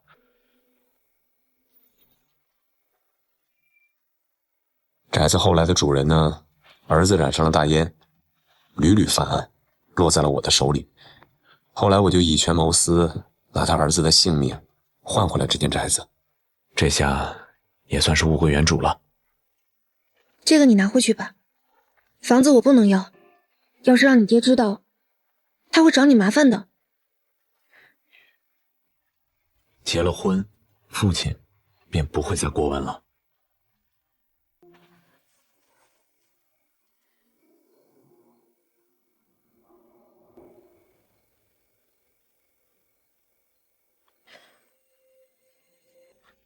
云芝，你愿意嫁我吗？这也太快了，我还要上学呢。不急，我是觉得，现如今你我二人坦诚相待，我思来想去，我当年没说成的话，想对你说的话，也应该在这儿说，就重写在这封信上了。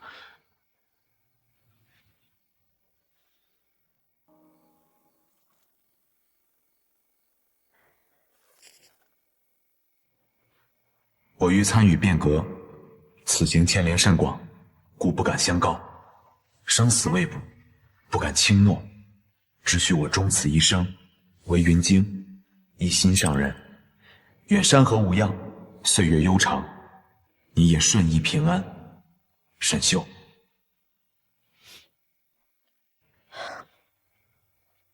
干嘛？我给你写这封信不是要看你哭的。谁哭了？我没哭。再说了，谁求婚？拿千纸鹤求婚啊？稀释的我想过，但是这几日被困着，买戒指这种事情总不能找人代劳吧？那中式的呢？我确实是应该送你一个信物。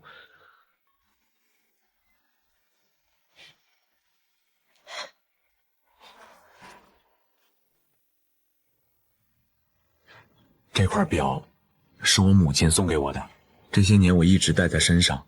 她临终前送我这块表的时候告诉我，想不通的事儿，放不下的人，就通通都放下。但是时间过得越久，你的身影在我的心里面就越来越清晰。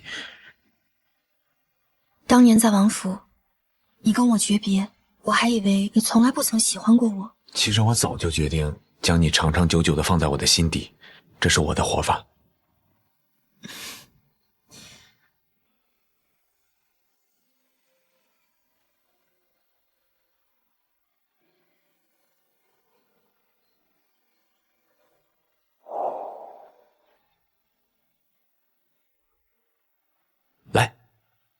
给你带回来一新玩意儿。这东西叫望远镜，从这儿透过这个往天上看，能看见星星。你试试。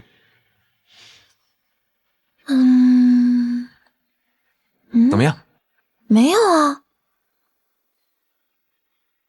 啊，看见了，真好看。啊，嘿嘿。你说的那个什么平行世界，在那里我们还会在一起吗？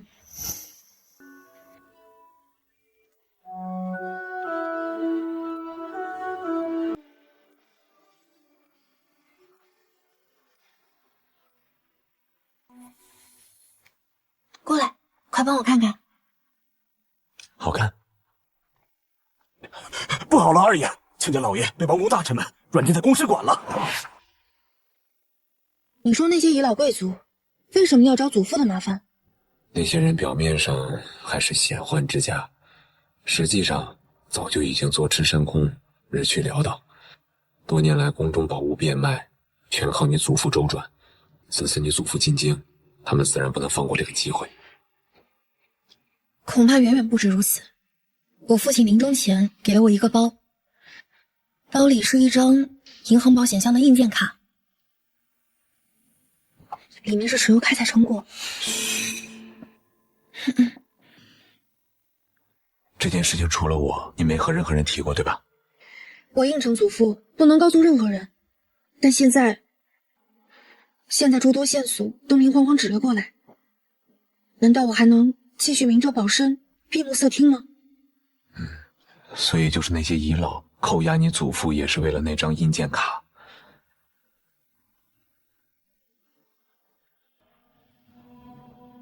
你放心，我一定会想办法把你祖父和那张印鉴卡一起救出来的。大爷，你看到二爷往公使馆去了。自从来了这凌云芝，我二弟和我爹是父慈子孝，其乐融融。只怕我二弟要是真结了婚，那个石油成果就被沈一夫夺走了，爹就更不记得有我这个庶子了。严某杰，此事也未必没有回旋的余地啊。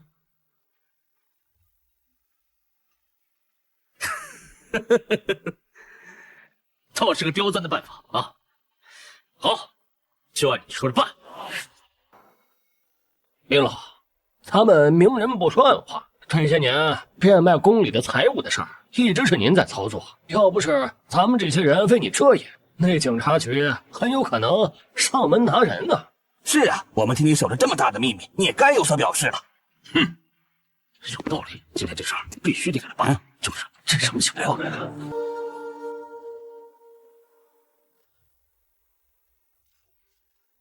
几位大人，这么欺负我的祖父，不合适吧？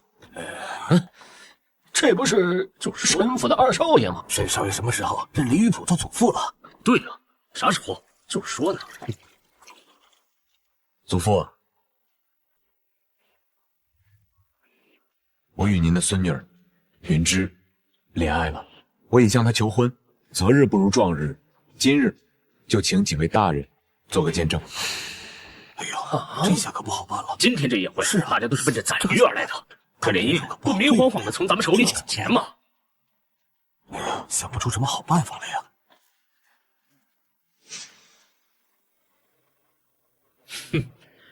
这就巧了，林老爷，我刚听说贵府五小姐凌云之也在饭店里。12公子，这可就是你的不对了。既是喜事一桩，不如这就请林小姐过来，也好让我们大家开开眼啊，能让沈公子情根深重的女子到底是什么样的呀？对呀，对，就是，还是你们到底想干什么？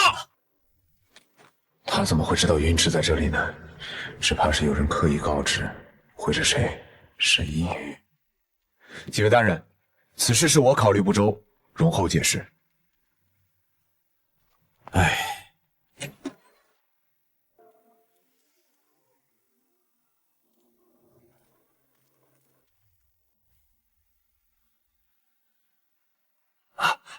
这是，哎呦，这不是林小姐的房间吗？怎么还有一个男人？哪位是林小姐呀？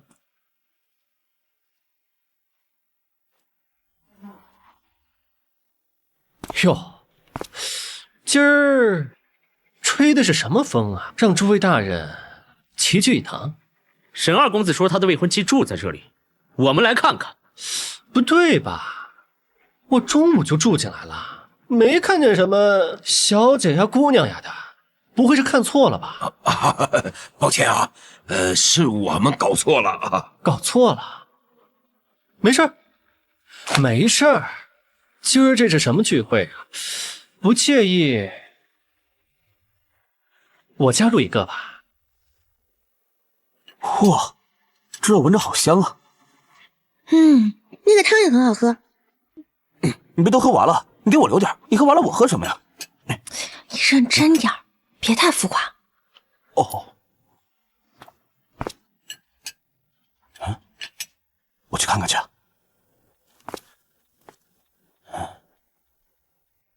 走了。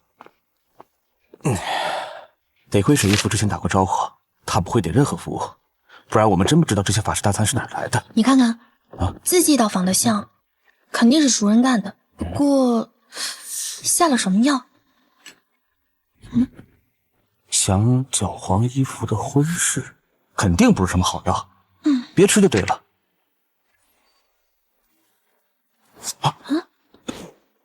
小七，来不及解释，你们先走，这里就让爷来会我。哟，都别愣着呀！我呢，就是进来蹭个饭，你们接着聊你们的呀，别叨扰了各位的兴致啊。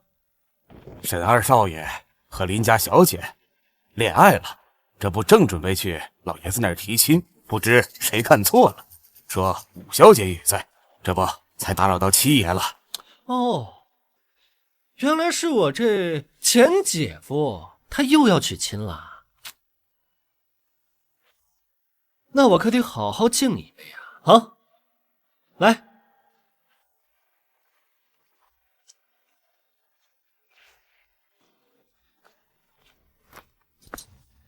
眼下的当务之急是先帮林老脱婚，你不知这其中到底……我知道，我姐都和我说过了。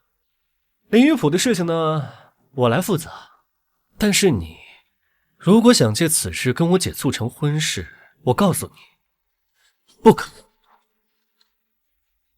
你有想过云芝怎么办吗？你们还是在一起了？是。好，好得很，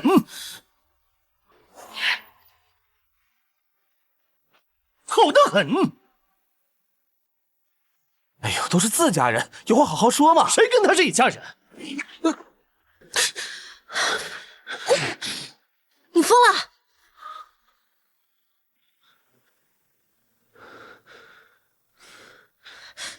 没事儿，小七已经是手下留情了。用你在这惺惺作态，林老爷子早就说过，他们林家跟你们沈家根本没有联姻的意思。沈少爷，你现在滚，事情还不会闹大。祖父拒绝了沈府的求亲。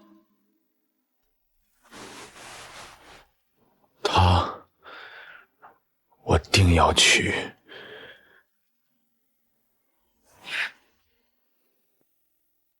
沈二少爷，若你真有诚心，何不将家事爱难之处悉数解决之后，再上门议亲也不迟。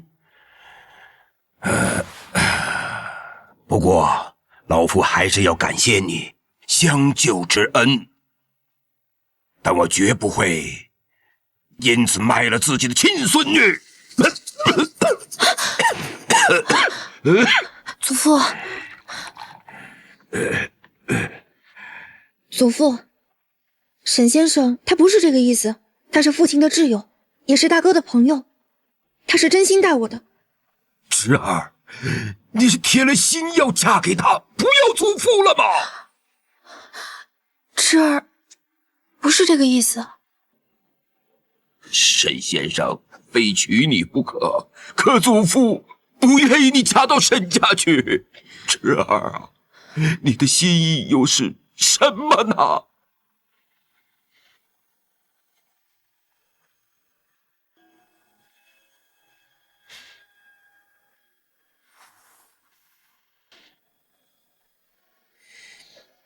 沈先生，我们解除婚约吧。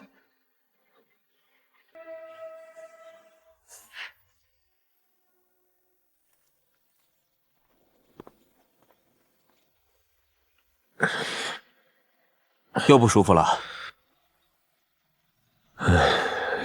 有一点点钝痛。我对你这个一点点表示怀疑啊。痛感有增，心率没降，呼吸有些不畅，意识还算清醒。你坚持住，我去把车开过来，去医院啊。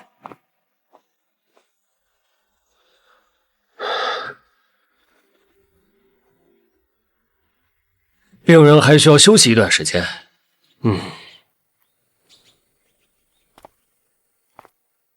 哎呀，你这一晕可够舒服的呀！我可是给你看了一夜的针呢。你帮我订一张去苏州的船票，真有意思。你刚醒过来，不关心自己的病情啊，一睁眼就张罗这些事儿。林玉璞不能在此处久留，依我看呀，那帮老顽固呢，也不肯善罢甘休，所以我得尽快送他们回苏州。我能出院了吗？你先别急，作为医生，我严肃警告你啊，你要是想跟他好好在一起，你现在就得好好休息，好好活着。不需要，我必须亲自送他去码头。哎呀，你前台说他们半夜就离开了，留下了这个给沈先生的。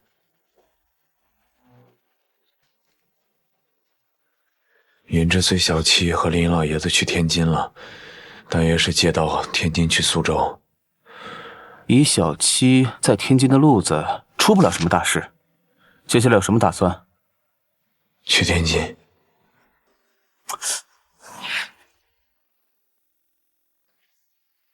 也不知道我留下的信，沈姨夫收到没有？姐，走开！你还生气呢？就当不论过去，现在的沈义父又有什么好？他父亲，他兄弟，皆是豺狼虎豹之辈，嫁过去别说是享福了，能安享晚年都是个奇迹。这一点你也深有体会，对不对？哎，再者说，你现在都重活一次了，又年轻又貌美，世上大把的少年，何必呢？在这一棵歪脖子树上吊死。姐，你扪心自问，沈一福他当真是你良配？我不知道。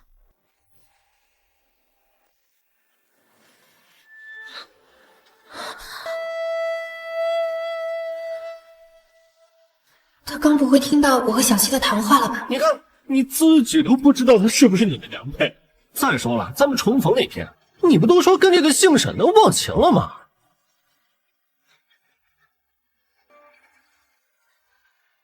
我没有。春夜不知美，离人不知醉，沉吟的浊酒，不知月光杯。姐，你流去不回，你怎么不说话了？你是不是不舒服？我进来看看你啊！滚！那行吧，姐，你有事叫我啊。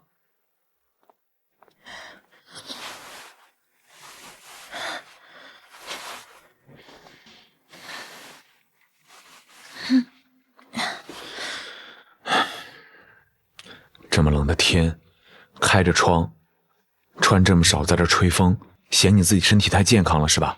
还不是在等你吗？祖父明天就要走了，万一我再也见不到你了怎么办？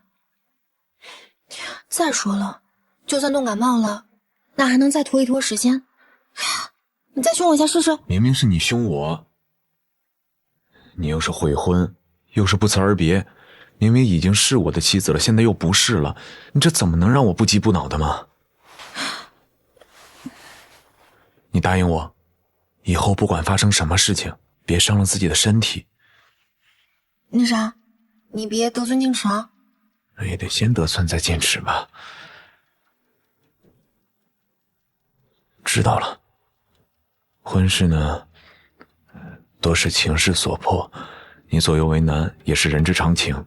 我欠你良多，既然老天想让我多追你些时日，那你就从你自己的内心，我追我的人，直到你满意为止。我跟你说，庆松这次可没来，你要是动发烧了，我可真没辙了啊！好了，不逗你了，说正事。我是觉得这次你祖父被扣，也许另有隐情。你想啊，他们想从你祖父手里拿到的东西，应该是跟你有关。你丧父以后，辗转从苏州来到上海，难免会有人觉得有某些重要的东西想通过你的手转交到你的祖父手上。这里有太多人的心血。难道他们一直在觊觎我父亲跟我大哥的研究成果吗？你大哥的研究跟石油有关，如果真的发现了石油，那背后牵扯的利益可就非同寻常了。当然这只是我的猜测，我觉得如果他们另有所图，你祖父应该清楚，所以我想跟你祖父见一面。我祖父性格执拗，恐怕……放心，这次来呢，不是来谈婚论嫁，事关安危，我肯定有分寸。你祖父也不会拒绝我跟他这次见面。既然这样，那我约他跟你见面。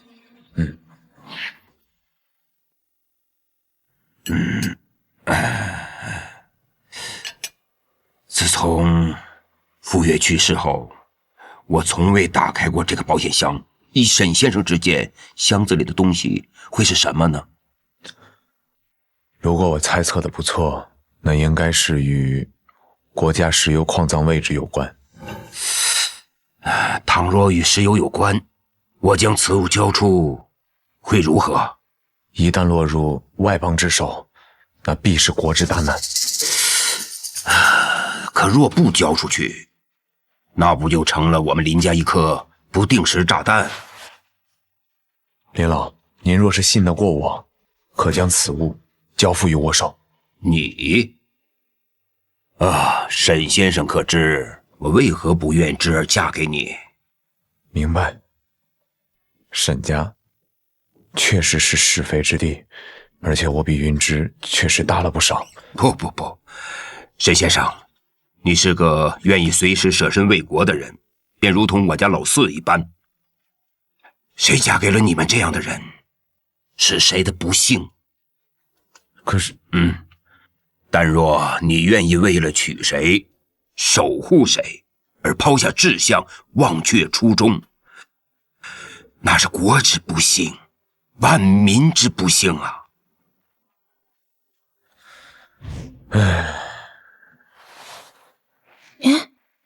你怎么不继续说了呀？你向祖父要保险箱钥匙，然后呢？他给了吗？他拒绝了。你祖父说了，他们呢，一天得不到他们想要的，就一天不会对你们妄下杀手。那不下杀手，也可以用其他办法呀，比如绑架、拷问。只怕祖父的办法不是长久之计。正是因为这个原因，祖父呢不愿意开保险箱，那我也不能勉强，而且祖父也未必信得过我。这次呢，我就先护送你们回苏州，剩下的事情，我再想办法吧。那你好好说话，你干嘛脱衣服呀？我洗澡。小七和祖父随时都会过来，要是被他们发现……你说的对呀，所以我们得抓紧时间了。抓紧什么时间啊？抓紧时间洗澡啊，这样我明天一早走就能避免碰上小七他们，避免引起一些不必要的麻烦。我答应你，只睡觉。明天我们就要分开了，也不知道什么时候还能再见。这是暂时的。这次呢，本来我该随你一起回苏州，确实是因为有事情。你说，明明两个人两情相悦，想要好好在一起，怎么就那么难呢？不是我们两个人难，是生逢今朝，国不为国，家不为家，人人皆难。我们两个呀，也只是4万万还在挣扎的同胞当中的其中2个。对我来说，最难的事已经过去了。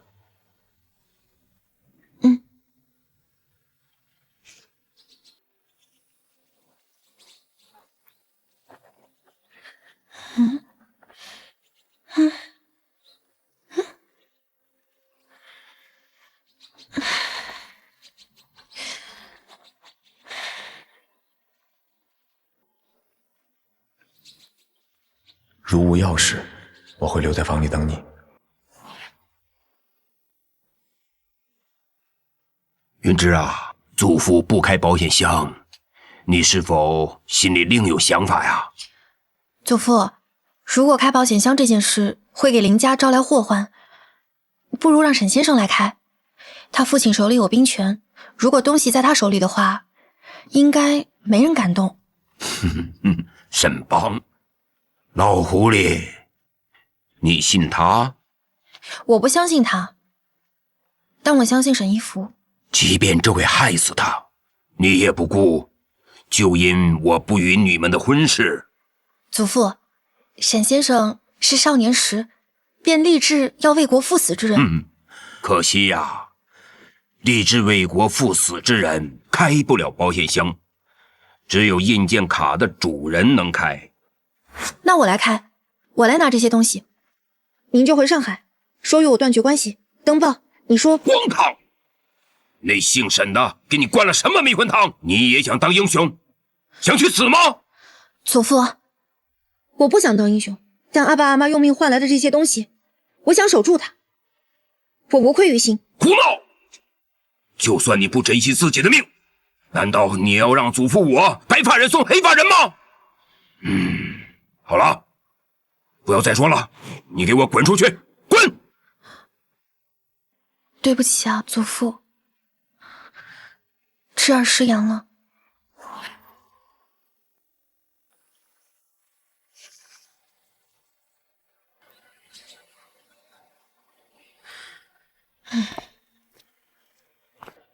林小姐，半个小时前有人拿着钥匙和印鉴卡，已经将该保险箱内储藏之物取走了。什么？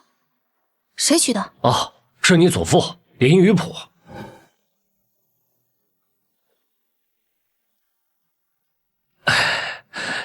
姐，既然这印鉴卡在你祖父手里，你也不需要太担心，咱们去苏州再提就是了呀。啊，云芝啊，祖父不开保险箱，你是否心里另有想法呀？哎，你去哪儿？车站。分头找，我有预感，如果祖父上了这列火车，会出大事。祖父！别过来！别过来！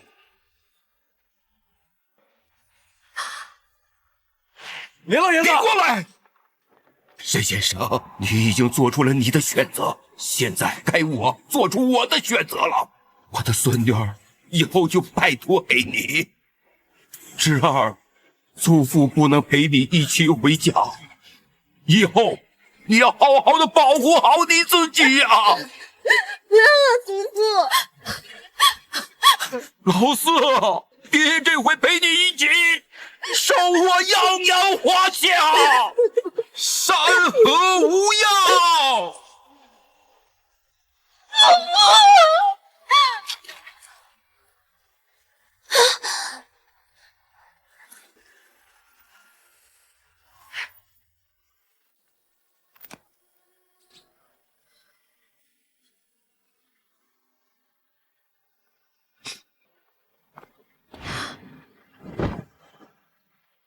真相查出来了吗？东西呢，是老爷子自己准备好的，点儿也是提前裁好的。而且从林家的管家口中得知，从上海到天津，老爷子不止一次的收到过威胁信。所以那幕后主使一直在监视他，确保他从银行保险箱里取出来的东西不会接触第三个人，强迫他把东西交出来。所以老爷子毁掉那些东西，连同看了文件的自己。我有点不舒服，我想出去走走。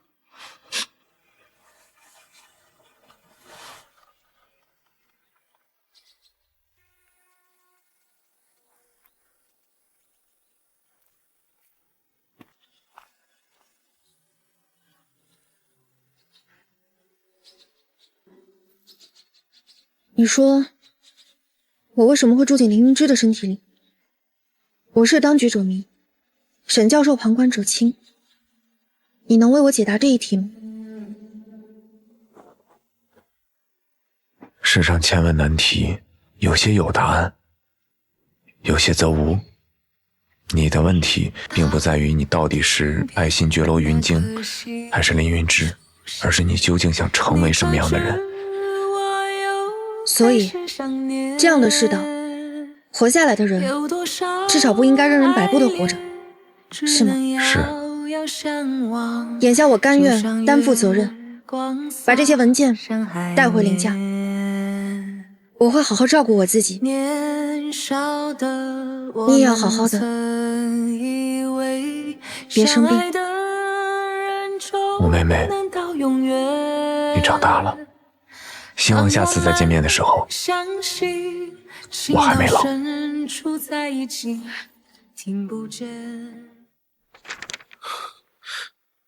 这是祖父卧房暗柜里的资产，管家交给我的。这些账目都是他亲自经手。这些暗地里的资产利润，都换成资助留效我们的研究。若是被大人发现，林家满门都将万劫不复。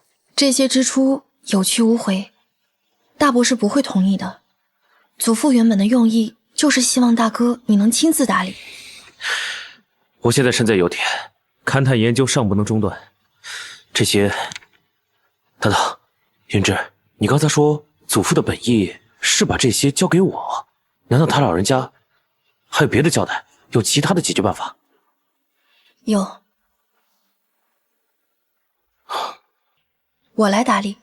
这些都得签字的呀，这可怎么办啊？老板好，老板请签字。老板，这是今年的账本，您过目。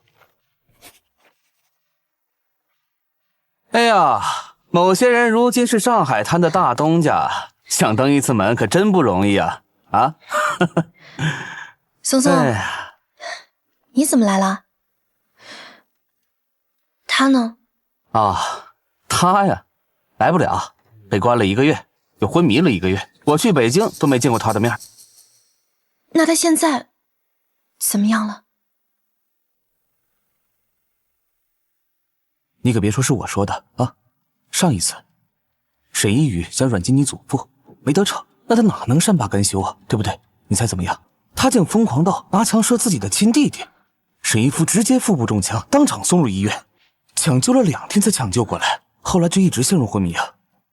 那他现在呢？哎，你放心，2周前醒了，目前没什么大碍。哦，对了，他还给了我一些东西，说是要亲手交给你。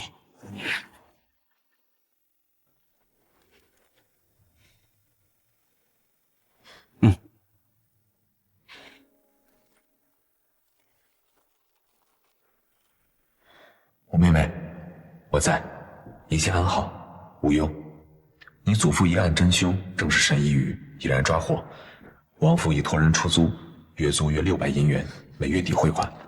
本是你的资产，任意支配，可做零花，无法陪你过年，见谅。新年礼物，怕你喜欢，一副。不，他怕我管着铺子会受人欺负，特意为我安排的。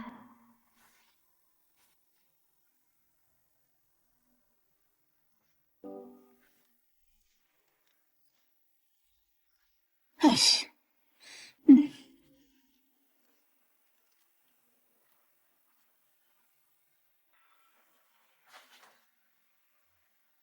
谁动了我的匣子？嗯，哟，五妹妹还真是大富翁啊！怎么不解释一下吗？是你没经过我的允许，撬了我的锁，偷看了我匣子里的东西。我还没向你讨个说法，你倒是先质问我了。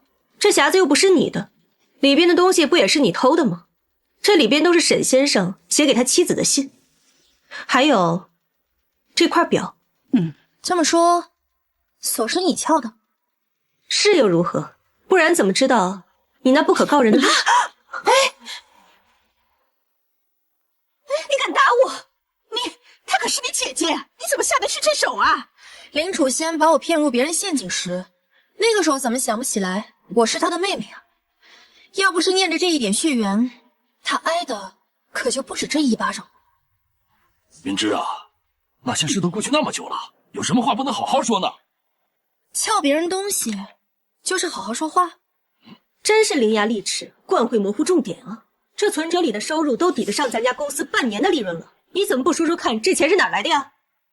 云芝，这不是在兴师问罪，只要你把钱还到家里，之前呢就当做你暂管。原来啊，你们是想将这笔钱据为己有。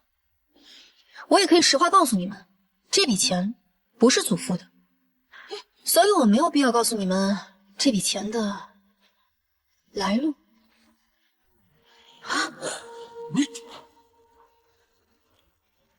你竟敢当着全镇人的面收存折！你们一个个早就将我定了罪，又何必在这儿假惺惺的呢？我还是那句话，这笔钱不是祖父的，爱信不信。好啊，好，既然你这么不识好歹，那大伯我就不念亲情了。来人，将这个不孝子给我捆进来，带巡捕房来抓了去。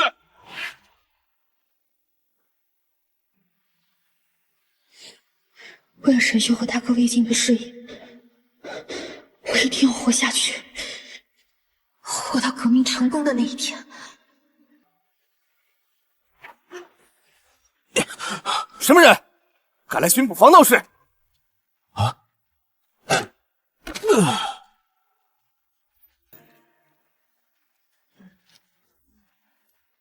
云芝，你没事吧？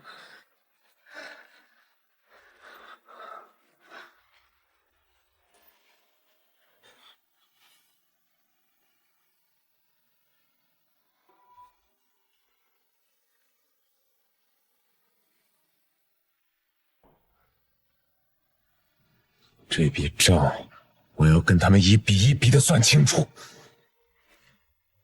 哎，也不知道咱家走的什么狗屎运，少帅就要来家里做客。要是少帅能看上咱们家楚仙，咱家就飞黄腾达了呀。妈，你就放心吧，我不会让你丢脸的啊。林云芝，你这辈子都注定被我踩在脚下。走。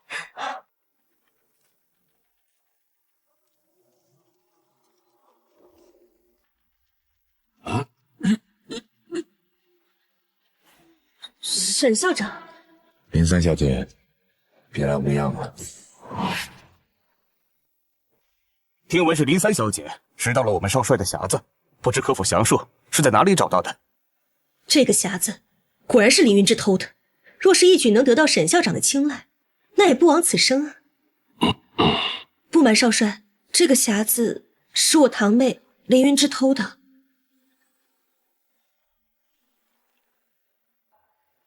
这匣子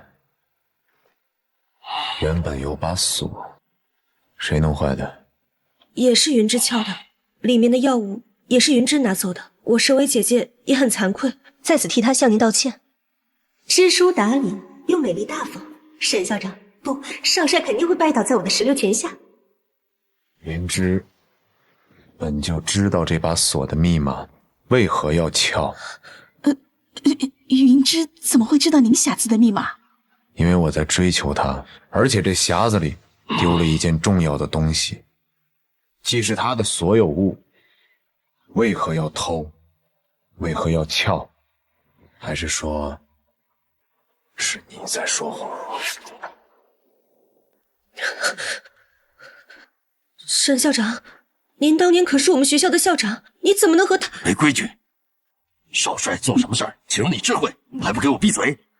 啊，少帅，这个云芝啊，平时也是闷不作声的，首先呢也是怕他妹妹走上歪路，这才一时不慎啊。不知少帅您丢了何物啊？一本存折。之前少帅离沪，G05小姐在银行开过户，同匣子中的物件一起赠与他。哦，原来你是来兴师问罪的，那你想怎么样吧？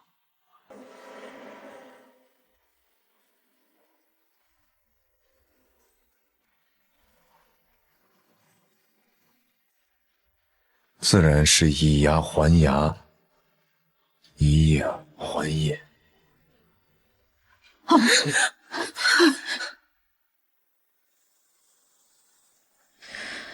沈一夫，云芝，你没事吧？沈一夫，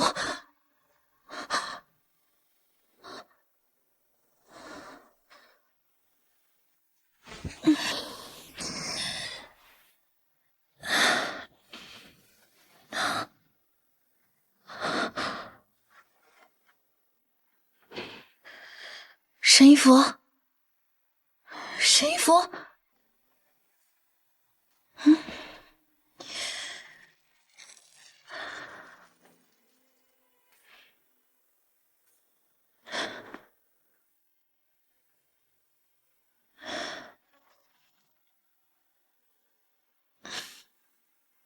少帅，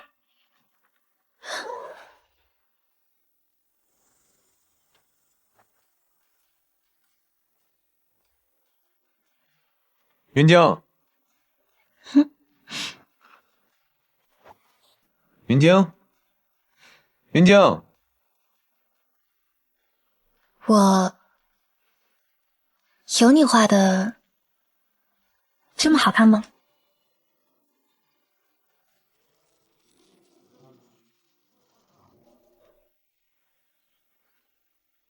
一个人形单影只不算好看，要两个人一起入画才算好看。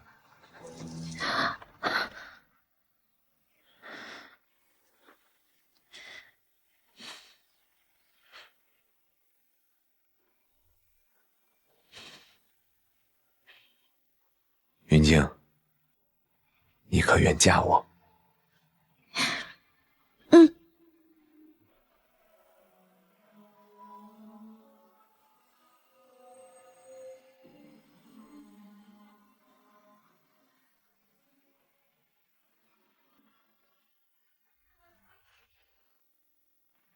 听说了吗？朱七爷为了林小姐的婚事，专门将上海最大的戏院鸾凤园留出来办婚礼。哎，不仅如此，从嫁妆、首饰到婚车排场是一样都不缺。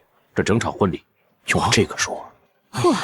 本来我以为少帅亲手做的钻戒已经足够珍贵了，要我说呀，林小姐跟祝七爷也蛮配的。这简直就是胡闹！就凭沈一福这货色，他也配娶我姐？哎呀，咱们这群人啊，从小围着你姐打转，你姐乐，咱们跟着喜；你姐忧，咱们也跟着愁，这下不挺好的吗？两个冤家终于安定下来了。更何况沈少帅现在是你的妹夫，你压他一头，岂不乐哉？新娘子来喽！哦，我的天哪！看看去看看，真漂亮啊！哎，快看！哎。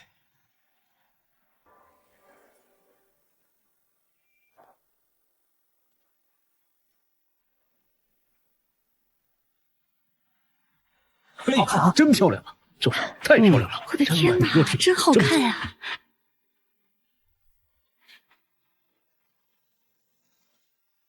要是沈一福在这儿，包住眼睛看直了不可。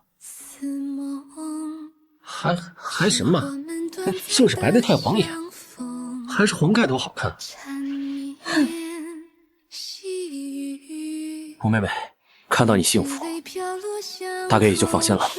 我绝对不会让祖父四叔楚曼白白牺牲。回忆千载残月中，相思恨暗生，难重逢，情非是人。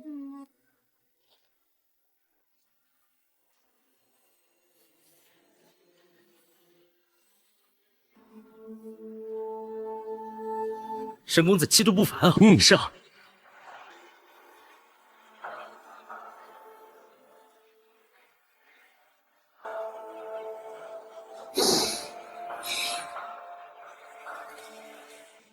为求过，敢多沉默，敢作修罗。爱扑朔，刺痛了你，也灼伤我。喜今日，赤蛇西边，西燕而至，补他年，白头有谢。云静，这一次我绝不负。谁独活落寞与困惑，看懂我脆弱，我不必说。谁渡我失所与执着，收留我孤单却不降落。